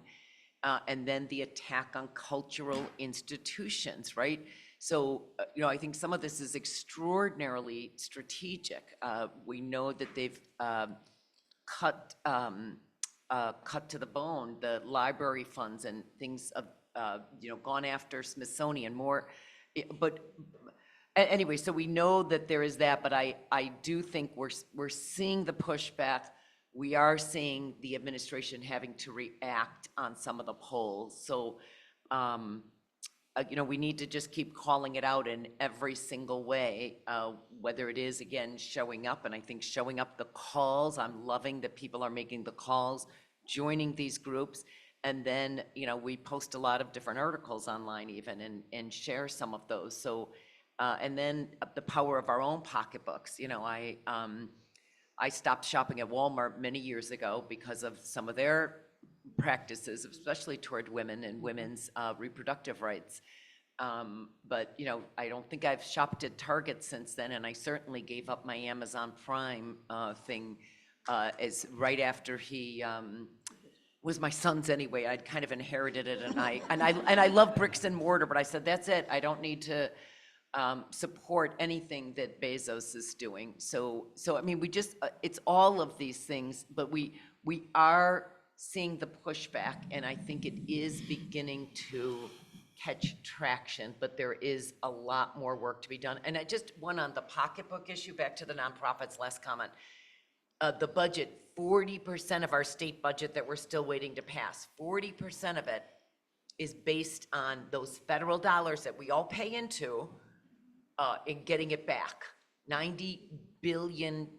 There is no way to backfill on that, as the Senate leader, the governor, and the speaker keep reminding us. So, and what are the first groups hit by that? The community groups. We're already hearing it. Whereas every single day there's a new example.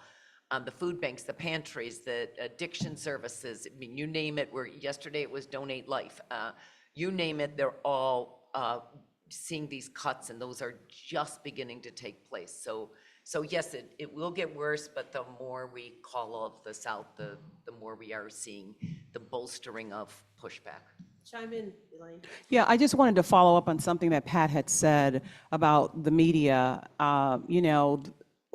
during the first Trump administration, we were derided and we were called fake news. I remember walking down the street here in Albany covering stories and that being yelled at me. But, the media has changed in that before. We considered ourselves the only legitimate media, but during COVID, especially during COVID, a lot of what was going on was because of people like you who saw things, took pictures, sent them to us, and we posted those pictures. Most televisions now have a web department that rivals their on-air department as well. And so when you are, this is especially to the young people, when you are seeing things that anger you, when you are seeing things posted, be there about a Tesla or whatever, your eyes and ears are just as important as the media's eyes and ears, and you have that vantage point that we can't be everywhere. I say we because it's still sort of in me, even though I left a year ago. But you should contact the media. You should send in photos. You should have your opinions, because those things really do matter, because oftentimes you're there before we get there, and you can take a picture and you can send that in. And the way to do it is just send it to producers at whatever that station is, and they will get that. And they may even call you and ask you your opinion and invite you in, but don't think that you don't have a say in this, because you are in places where you see things happening that are shocking. So as you hear about, as you see nonprofits closing or whatever is happening, say something about that. That's a form of action. That's a form of protest, of saying something. Don't think that the media can capture everything, especially I'm talking local media. National media is a whole different animal, but local media, that's your community television station. So please remember that you have a say in this, because you are citizen journalists. Thank you. In fact, I heard in a national newspaper that Trump single-handedly made Harvard likable. I want to finish up with one question and then open it up to the audience, because I know we have no shrinking violets here. Can we give out the cards for questions, or you want to take them? Okay, so let's start collecting those. But I want one more question to be answered, and that's really, what specific actions would you recommend that policymakers, community leaders, or advocates can take in the short term to deal with the topic that we're struggling with today? Who wants to start? I can start. So the theory of the Health Equity Fund is that health and wealth are connected, and so we have economic justice as we believe is the way forward. The first thing I want policymakers is to think about is that every policy that they make, employers, every policy that they make actually impacts the health outcomes of people. And I think I want everyone to start to really focus in on the concept of health in all policies. But I also want everyday people to really think about how we have to think about the way we've organized what we think is important. And we've had this ethic in our country of rugged individualism. And I want us to challenge that. Is that really what's best for us as a nation, or does it lead to where we are today with a lot of fraying of communities? I also want us to think about, do we want to hold up billionaires as the people that are our heroes? Why? There's a man by the name of Dr. Andre Perry, who is a scholar at Brookings Institute, and he said that he was on a panel and they said, what about the Jay-Z line, what's better than one billionaire two? And he said that's the stupidest thing he ever heard. Because at the end of that are actually real human beings who are being hurt. So we got to think about that. So I want us to consider more models of community networks of collective ownership, of really thinking about an inclusive economy. These are possible. No one, we can't have it both ways. We can't say we have American exceptionalism, we're the greatest country on earth, and then let people actually die on the vine at the other end. We cannot have it both ways.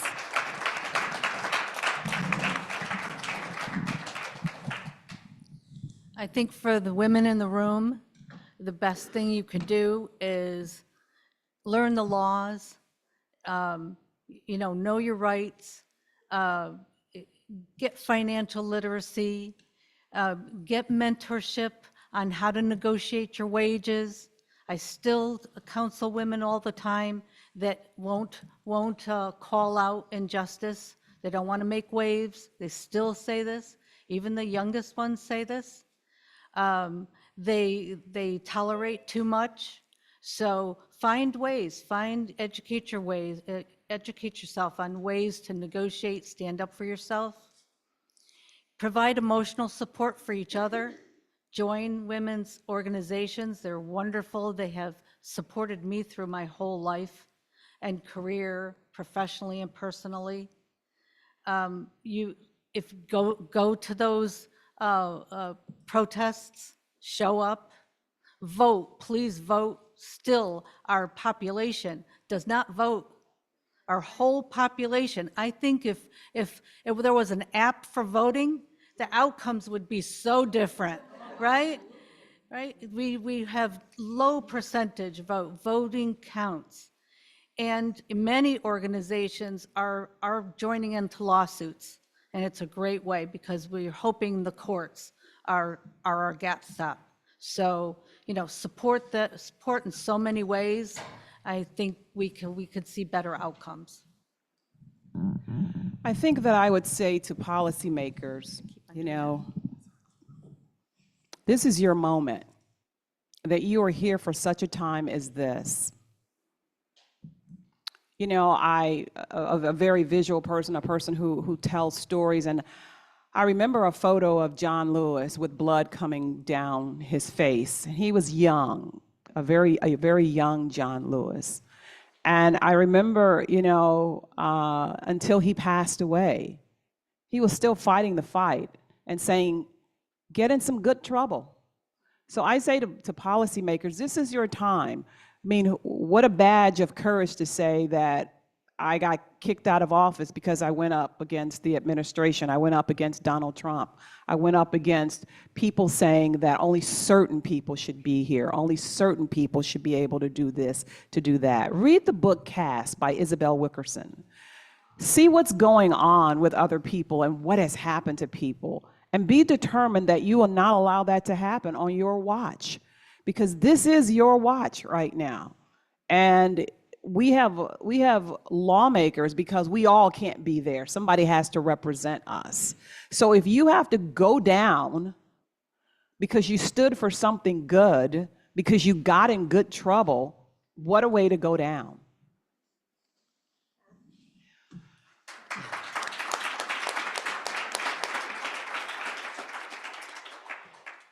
So honestly, I'm honored to be a lawmaker. I'm at the state level, not the federal level. But I will say every time I see Paul Tonko, I reinforce everything he's doing. I give him a shout out everywhere I can because he has stood up on a whole host of levels. And I wake up in the morning and I go to sleep at night thinking, what more can we do? What more can we do? I picked on Tesla a lot, and we have legislation that we hope will move.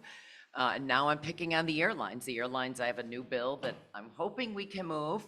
And it's been hard to get, I got turned down by a couple of sponsors on it because it has an economic hit, which ultimately could, have a chilling effect on the state. It's a long story, but we're going after I want to go after Avello Airlines. I have a bill I've dropped in. They're the ones doing the deportations, not out of New York, but if you hit them, they're doing them out of Arizona, but if you can, again, I'm all about hitting them in the pocketbook. These are the billionaires, and we have to hit them through the media or through the courts.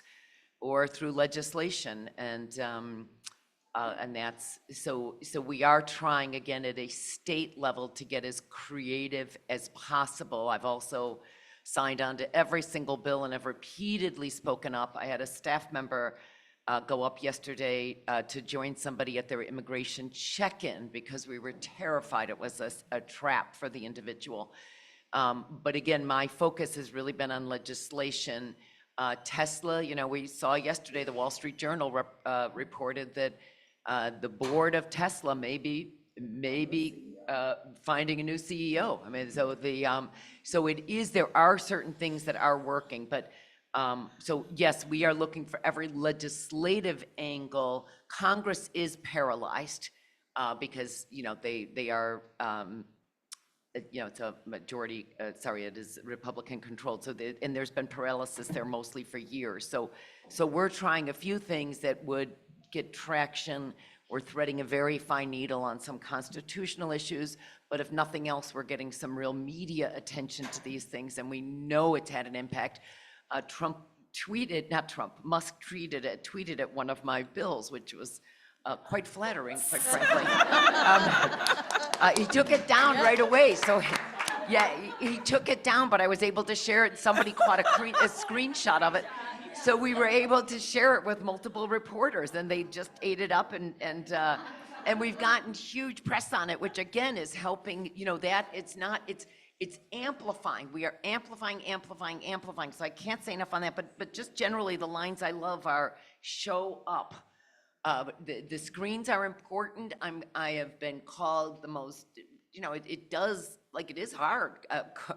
I say courage is contagious because I have to remind myself, right? I mean, I've gotten, you know, Melanie from my office, wave Melanie, she's currently a student here. You know, they had to take a lot of deep breaths just listening to the horrific calls I've gotten with some threats. But it is important to still show up, to speak up, and to use this in a positive way, and then sign up for every single group, but sign up for the legitimate media, as Elaine was saying. It's these algorithms have been, I think, used to a tremendous detriment. But happy to talk more about that. I know I'm in a public event, so I'd love to name a few groups, but I don't know if I really should be. Groups of you know, that I think are out there, but we need more. We absolutely, as Marla said, we absolutely need more. So it's going to take a while, but I really do believe the tide is turning. Just one last thing. I had not done town halls for years. We used to do budget briefings pre-COVID, myself and John McDonald, sometimes Neil Breslin, and we just kind of gave up because we'd get 10 people showing up. So we kind of dropped it. You're always looking for new ideas. I used to do coffee and conversations, all these things that people just weren't showing up. So, you know, you're always trying new things. I've restarted a podcast that I had done years ago.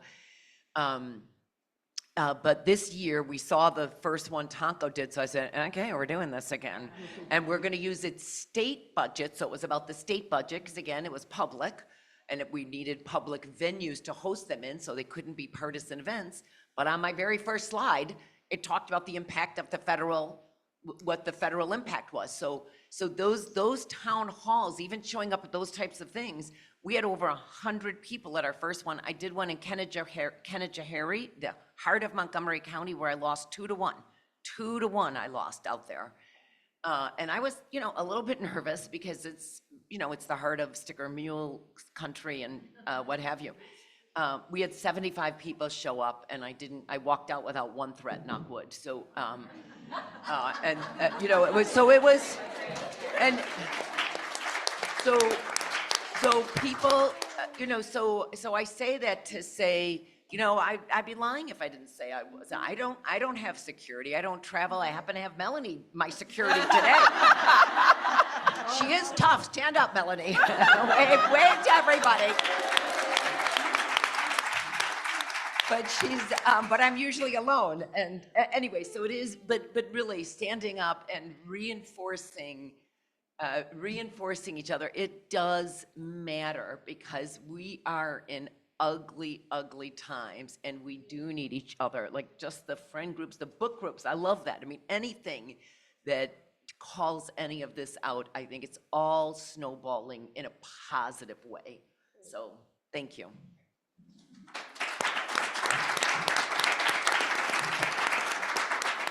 What a great panel, but I must tell you, what a great audience. These are just fabulous questions, and we only have time for 2 of them. So let me try to summarize, because we have a couple themes that I'm going to try to summarize here. One of them really has to do with the opposition, and in particular, the Democratic Party. So what do we demand of the opposition, of the Democratic Party? Do they take on Trump? Do they stay silent? Do they work on legislation? What recommendations do you have for both the conservative and the progressive wing of the Democratic Party right now? I'll jump in on that right away. I'm loving Governor Pritzker, if anybody is following him from Illinois. And we're looking at a couple of his ideas because we have another bill idea we're trying to pursue and another sign-on letter, and we're just going to drive everybody in the legislature crazy because we still don't have a budget passed. That is really tripping up everything we're doing.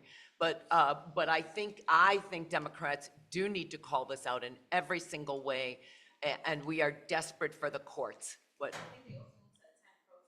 and a 10. Like she goes outside during budget negotiations to call out all the stuff that's happening on the federal level. Thank you. It's so important to show up. I'm young, but it's so important to show up and speak out. Thank you. Thank you. But so I think every level, and again, pocketbook and the courts are I think, but litigation, mobilization are still my 2 favorite words out of this. Any other thoughts on kind of the opposition or the Democratic Yeah, I Party in think particular? we can't use undemocratic means to promote democracy. So what I mean by that is my caution to the Democratic Party is not to tell people to fall in line and be quiet. That's not going to get us there. That's only going to suppress people, make them more angry, more apathetic, and not show up. We got to have that hard conversation for real, and we have to really, we got to push back. I mean, because if you're not pushing back, nobody, I play sports, you can't tell right now that I play sports, but I play sports.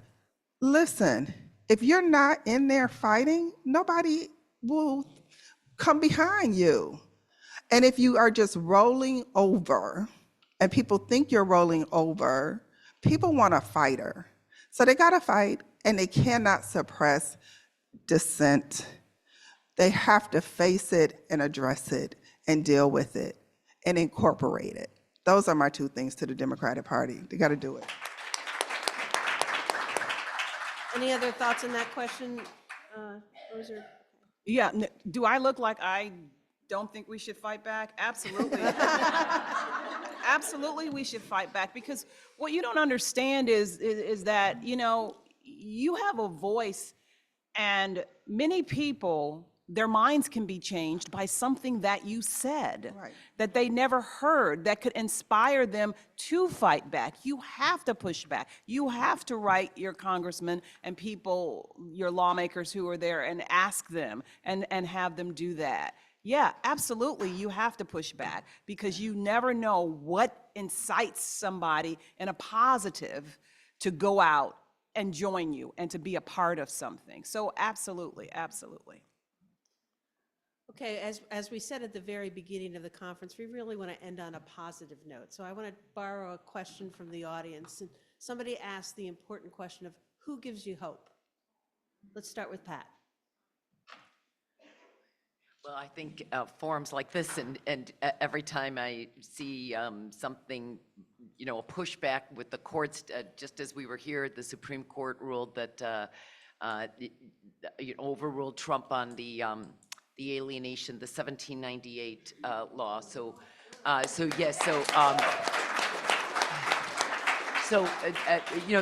Things like that give me hope. But you do see it, and I don't know if I should call out any one individual, but I think there's a lot of collective things that are giving me hope, and I do try to hang on those, because it has been. I mean, I had to. It's been a discouraging time, but I also try to channel, going back to the beginning, I try to channel. I have a young daughter who's quite shy, and she thinks I've anyway, I say I stand on the shoulders. So I never, like this forum, I was nervous going out to Kenajihari, but I know I have no, I feel like I have to use the voice that that one I believe I was elected to, and even as a state official, I am trying to be as creative as possible to have a national, to call out some of these national issues. And even despite some pushback on it, because again, we have a state budget that needs to be pushed. I was just being told recently, okay, Pat, if you don't pass that bill, that's another bill you can't pass, and then you're going to be criticized for A, B, and C. So there's always reasons not to do things, but the momentum of seeing the success from others, seeing seeing the collective efforts, whether it's from small media outlets, whether it is from the press winning some lawsuits, whether it is from a few law firms, Albany signing on to this document with a couple of hundred other universities, finally pushing back right after Harvard did that. I mean, all of those, all of that gives me tremendous hope. And it's funny, I specifically looked at that list to see which one of my local colleges had signed on, because I was going to gently reach in to say, and any chance you're joining this like tomorrow? So I was very pleased that by the time I saw it, a number of them had signed on, and I did reach out to SUNY very early on to say, hey, I hope you're not going to capitulate. SUNY wasn't, the Ivies were more the original target, but to SUNY Central, I went, I hope you're not buying into this, even though, Albany from day one immediately lost 12 grants worth $5 million back in February. I mean, those are monies that are probably gone for good. They were immediately hit. So anyway, all that gives me hope. Sorry, that was not a one-word answer. Marla, who gives you hope? My 99-year-old grandmother. When I listened to the world that she was born into, I refused for all the progress that was made during her lifetime to be rolled back. That's who gives me hope, and all the people like her who have fought the good fight. And then the other people who give me hope are the people who get up every day that has the deck stacked against them and still believe that this country will not only meet their needs, but actually will provide for their dreams. Those people who don't have much reason to believe in this, but still believe in this country, they give me hope. The ancestors and the people fighting the good fight and making it happen on a daily basis. Those are the people.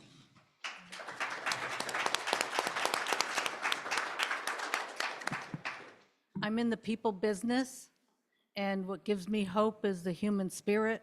I see it all the time in people in all walks of life. Hate is not sustainable, but love is very enduring. And that's what gives me hope.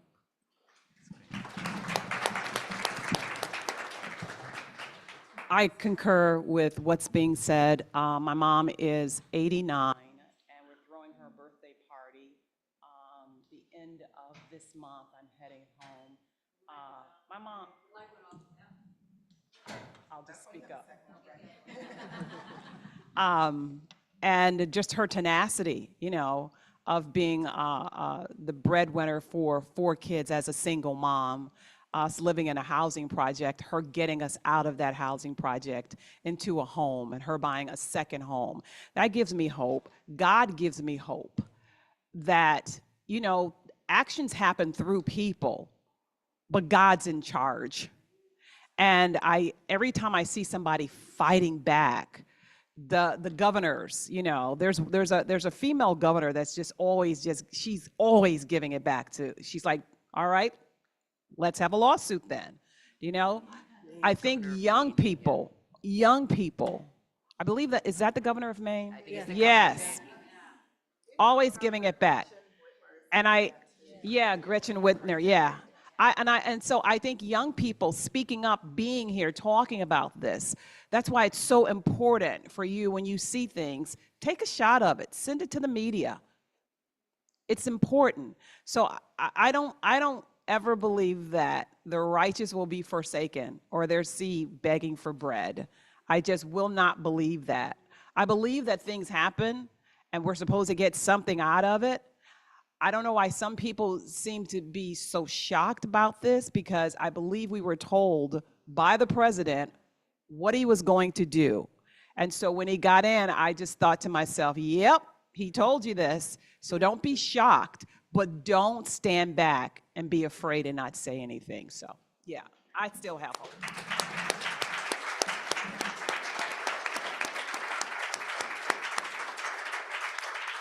Just a couple themes and very reminiscent of what we talked about this morning. Diversity is strength. Let's not forget our past history and use those lessons to move towards the future. The importance of mentoring. Be a mentor, find a mentor if you need one. The press has to stay strong. And most important, I love Rose's idea of the elephant circle, the alert circle. So let's remember that. Let's give our panel a round of applause.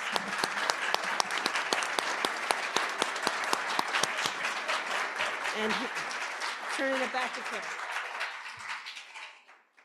Thank you again. We said be provocative and give hope, and I think they did it. So we are so thrilled, so thrilled. Today, we're going to end today with Dr. Where's Julie? I just saw her. Okay, she's here. All right, she's got her purple suit on too, so which is great. So let me tell you a little about her. She's the dean of Rockefeller College of Public Affairs and Policy. She's a Collins Fellow, professor of political science and women's gender and sexuality studies right here at SUNY Albany. She is a researcher. She teaches a whole host of courses on history, political development, and she views law as both a system. Love this sentence. She views law as both a system of political and social control and as a site for reform through activist pressure. So she's got a tough job today because she's got to bring us all around, right, and come up with the direction for us all on our strategic action plan. And I don't know how she does it at every conference, and she does. So we're thrilled that you're going to do that for us today. So thank you. All right.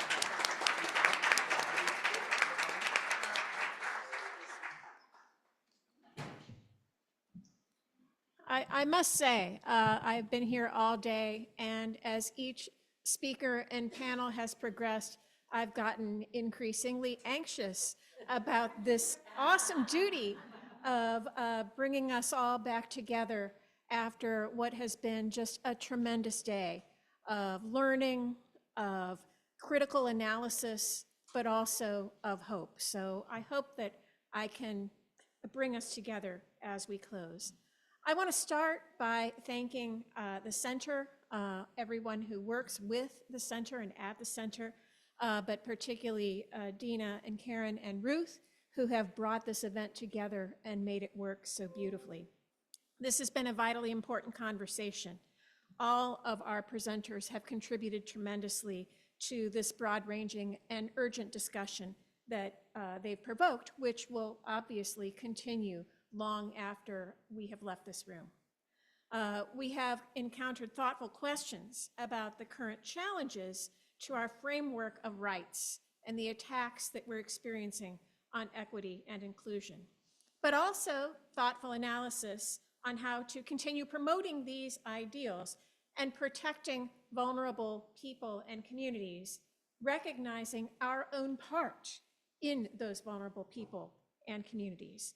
So yes, we have acknowledged the real threats that we face, but also we have talked about the ways that hope can be found. And it can be found not out there in the distance, but within us as individuals and as members of institutions. As Dean of the School of Public Affairs and as a political scientist who studies constitutional law and the courts, I am deeply invested in the health of American democracy. The University at Albany is rightfully understood, as the president noted this morning, as an engine of opportunity. Of the 4 university centers, We serve the highest proportion of first-generation students, of Pell Grant recipients, and of underrepresented minority students. This is our mission. What is happening right now is an attack on our students. I want to make one thing really clear. The university's commitment and my commitment as the Dean of Rockefeller College to upholding our values has not changed and will not change.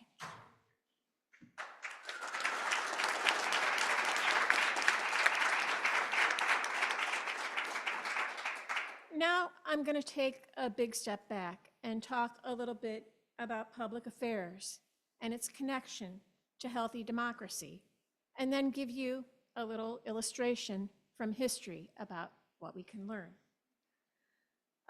Within public affairs, objective research, education, and service is our mission in contemporary higher education. But that goes back a long way. If we go back to 1887 to review one of the very first articles published on public administration by this guy named Woodrow Wilson, he called for a trained and expert bureaucracy and asked policymakers to distinguish between the business of politics and the business of administration. The very first article published in the American Political Science Review in 1906 is a complaint that the Senate, which, mind you, at that time was not a popularly elected institution, was meddling in appropriations bills, and that this was, quote, dangerous to the rights and liberties of the people and to the future of the republic. There's been periodic debate about the proper role of academic research and the positionality of researchers within public affairs. Some people have said that, well, what we really should be doing is framing neutral questions and situating ourselves as holding a view from nowhere and investigating these questions as neutrally as possible to provide an objective answer. But we have to keep in mind that what we study allows us to understand both when democracy is under threat and what responses can be made. And many researchers in public affairs have been asking those kinds of questions for decades and are continuing to ask them in very urgent tones right now. Some of this work is cross-comparative. We look at what has happened in other countries that have faced the rise of authoritarianism to understand what people in the United States might learn from those examples. But some of it is historical. Yes, we've talked a lot about how the experiences we are having right now are unprecedented. As a whole, that's probably right. But shades of fascism, shades of authoritarianism, inequality, discrimination, the structural inclusion of groups of people, the disempowerment of whole swaths of our communities is not new to American politics.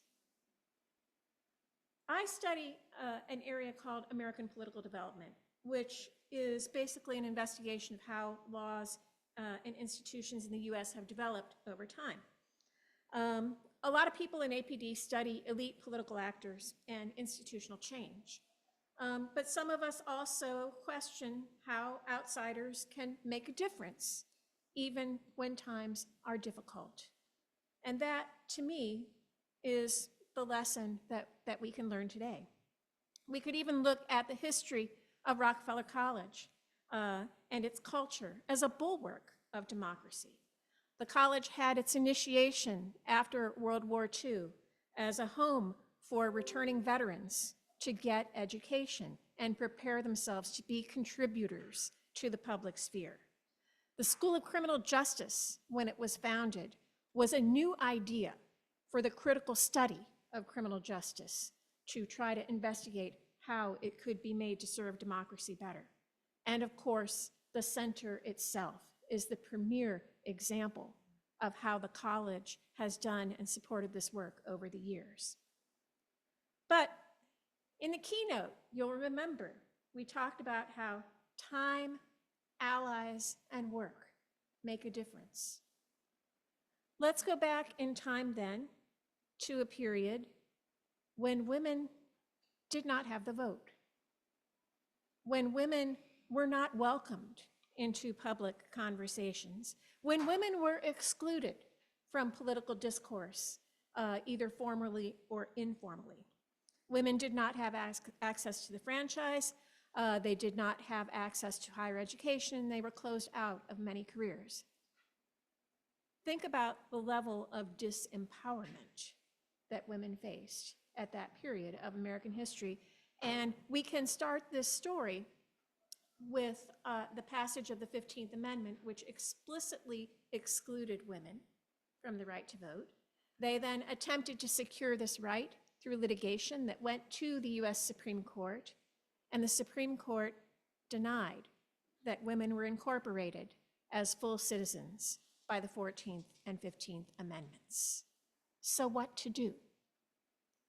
Again, no franchise, little access to higher education. The professions could and did exclude them. And Black women were, of course, doubly disadvantaged. Over the period between the late 1870s and the turn of the century, exclusion increased. In the state of Alabama, for instance, in the 1890s up to about 1900, there were 200,000 Black men who were registered to vote. After Plessy versus Ferguson, Alabama hosted a constitutional convention where the explicit purpose was to legitimize white supremacy. By 1902 or so, there were about 5,000 registered Black voters left in the state of Alabama. So that was the situation. Things had gotten so bad, in fact, that women who were citizens, who married non-citizens, had their citizenship stripped by the Expatriation Act of 1907. We know that that didn't last. There was ultimately a successful campaign for suffrage through the persuasion of state legislatures, step by painful step. There was an anti-lynching movement that raised consciousness about lynching and used lynching as a means of articulating a struggle for justice. Women became involved in pursuing protective labor legislation for women, yes, but for children and for people in dangerous occupations as well. Women were at the forefront of fighting for good government and civil service reform. And they advanced child-saving agendas like juvenile courts, mothers' pensions, universal education, better homes, and support services for immigrants. Ask yourself, how were they able to do this when they lacked inclusion and participation in the most basic of ways? Well, they had insider strategies, right? They engaged in elite advocacy. The anti-lynching movement was particularly hardworking on this angle. They lobbied to Congress. They went to Congress repeatedly. When Congress was unresponsive, they went straight to the executive branch and tried to intervene there. Women engaged in conventional legislative lobbying and litigation. This was particularly effective for child labor, right? The Supreme Court prevented Congress from passing national legislation and enforcing it on child labor. So women activists went around to every state and got the states to pass laws barring child labor or limiting child labor. Another insider strategy was to use the new tools of social science to persuade policymakers.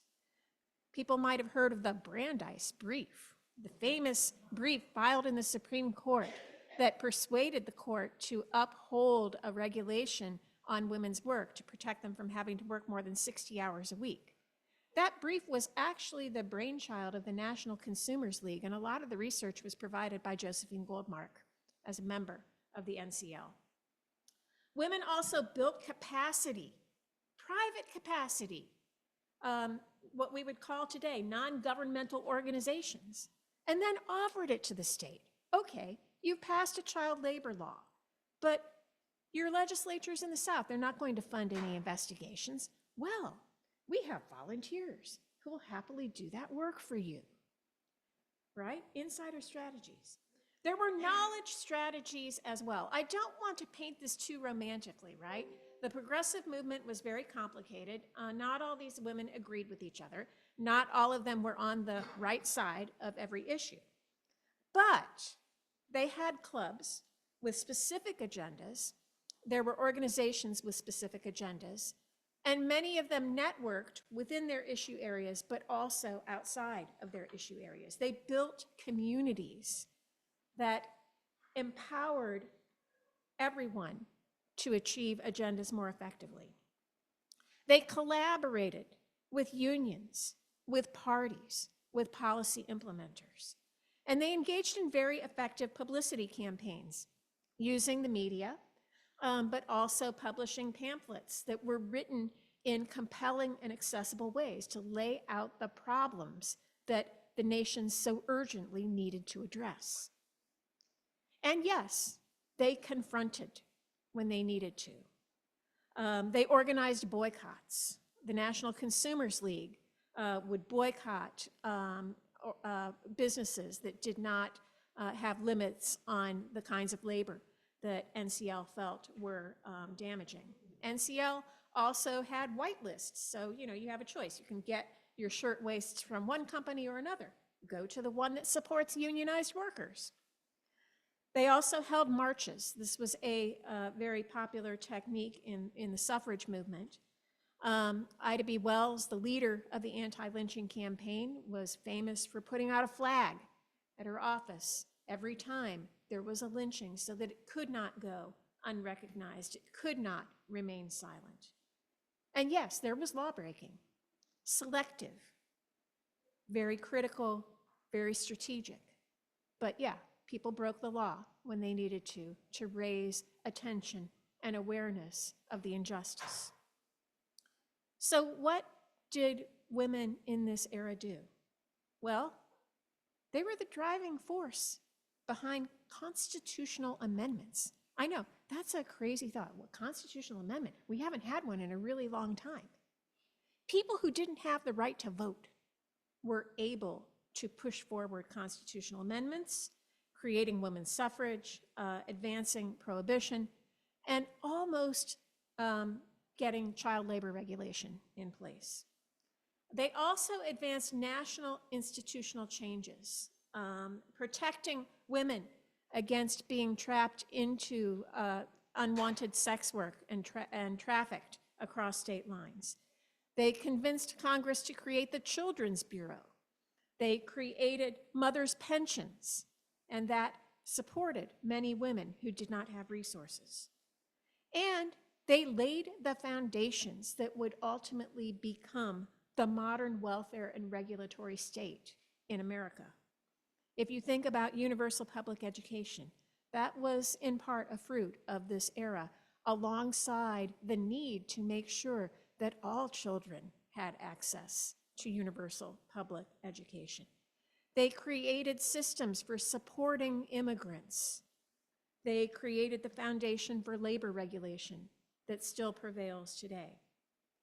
And they raised consciousness about lynching, which started a movement that persists to today about resisting violence against Black bodies. So what can we do now as we feel in some ways that we are standing at the bottom of a pit and looking up, not knowing how to climb? We can learn from this era. We can choose our specific issues. These activists were very focused on the things that they cared about, and they put all of their time and energy into the specific things that they cared about. Yet, at the same time, they networked, they collaborated, they built coalitions. Sometimes they built coalitions with people with whom they disagreed. This was particularly true of Black women in this period. They used social science to support their politics and their policies, and they advanced social science as the rational way forward to create good government and good governance. They were relentless about finding the open doors. Again, something that was particularly true for anti-lynching activists. And they looked for the places where state capacity was lacking, and they created that capacity. And then they were able to say to the state, we have what you need. We have the model for what you need. We can make the state better. We can make it more just, more capacious in ways that will help to uplift everyone. So we can take a look at all of this and recognize that although things are difficult today in ways that they've never been difficult before, we can look back to other times that were extremely difficult. In the late 1800s, there's a scholar named Jack Balkin who talks about constitutional change, constitutional reform, and the great cycles of time in constitutional law. And he points out that in the late 19th century, you had three things going on. US goes through cycles of polarization and depolarization. The late 1890s was a period of very intense and hostile hyperpolarization. It was also a period when political regime was declining, falling apart. And it was a time when America faced what he calls constitutional rot, when too many public officials were not in public office because they cared about the country and they cared about its values, but rather because they cared about themselves and their own economic interests. That's the place we are now in many regards. But cycles turn. The other moment where all of these cycles were in conjunction at a low point resulted in a civil war. Not a great outcome. In the Gilded Age, ultimately the compromise was to move forward, but to move forward with a version of federalism that allowed an anti-democratic state to prevail in the American South. We face this choice now, but we can choose differently. We have that power. We are facing chaos, destruction of norms, and outright forced constitutional transformation as we speak. And this is all very frightening. But it opens up the possibility of renewal. And that is ultimately what we have been speaking about all day long. That's the value of the conversations that we're having today.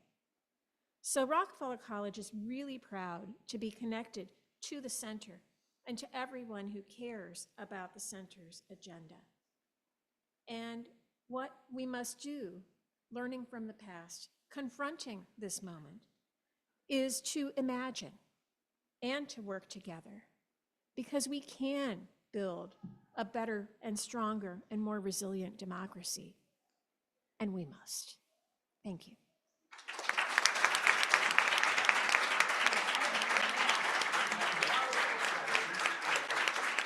She always brings it home. She always brings it home. Thank you.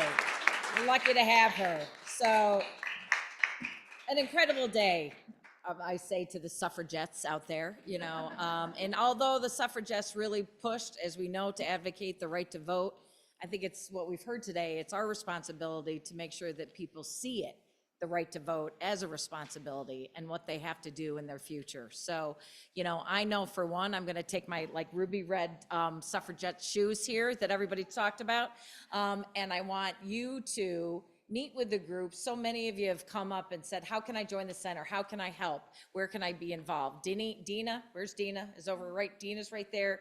You go talk to her. The board of directors, put your hands up. stand up, our fellows, where's our current and our senior fellows, you know what I mean? Stand up, wave your hands.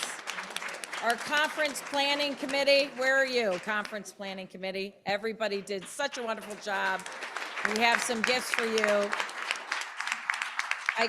I think that, in our panel, again, oh my gosh, a wonderful round of applause. You're a solid panel, you know what I mean? And I think you heard the challenge, right? You heard the challenge. So I would ask you, and for all of our sakes, to sit and decide today, right? What are you going to do to make a difference? What will you do in this fight? And then just go do it. So thank you, everybody, for being here today. We really appreciate it. All your help. A great group. Keep talking. All right. What? You did? Were we 3:30? Oh, okay, I didn't know. All right, yes, I know, you did. Jeez, thank God. No, you give that. I wasn't gonna call him up. There was too much to do. Yeah, no, you did. Yeah, I'm running. I know. Oh, thank you. So sweet. No, that's good. Good job. So good. All right, you give him up, because I forget who's not here. Hannah's here, right, and so. Okay. I know, you did great. Thank you, thank you. That's the article. Have you written on the elephants yet? Oh, is it? Oh, good. I was gonna say, where I haven't seen an article on the elephants. You know what I mean? Oh, good. All right, perfect. That's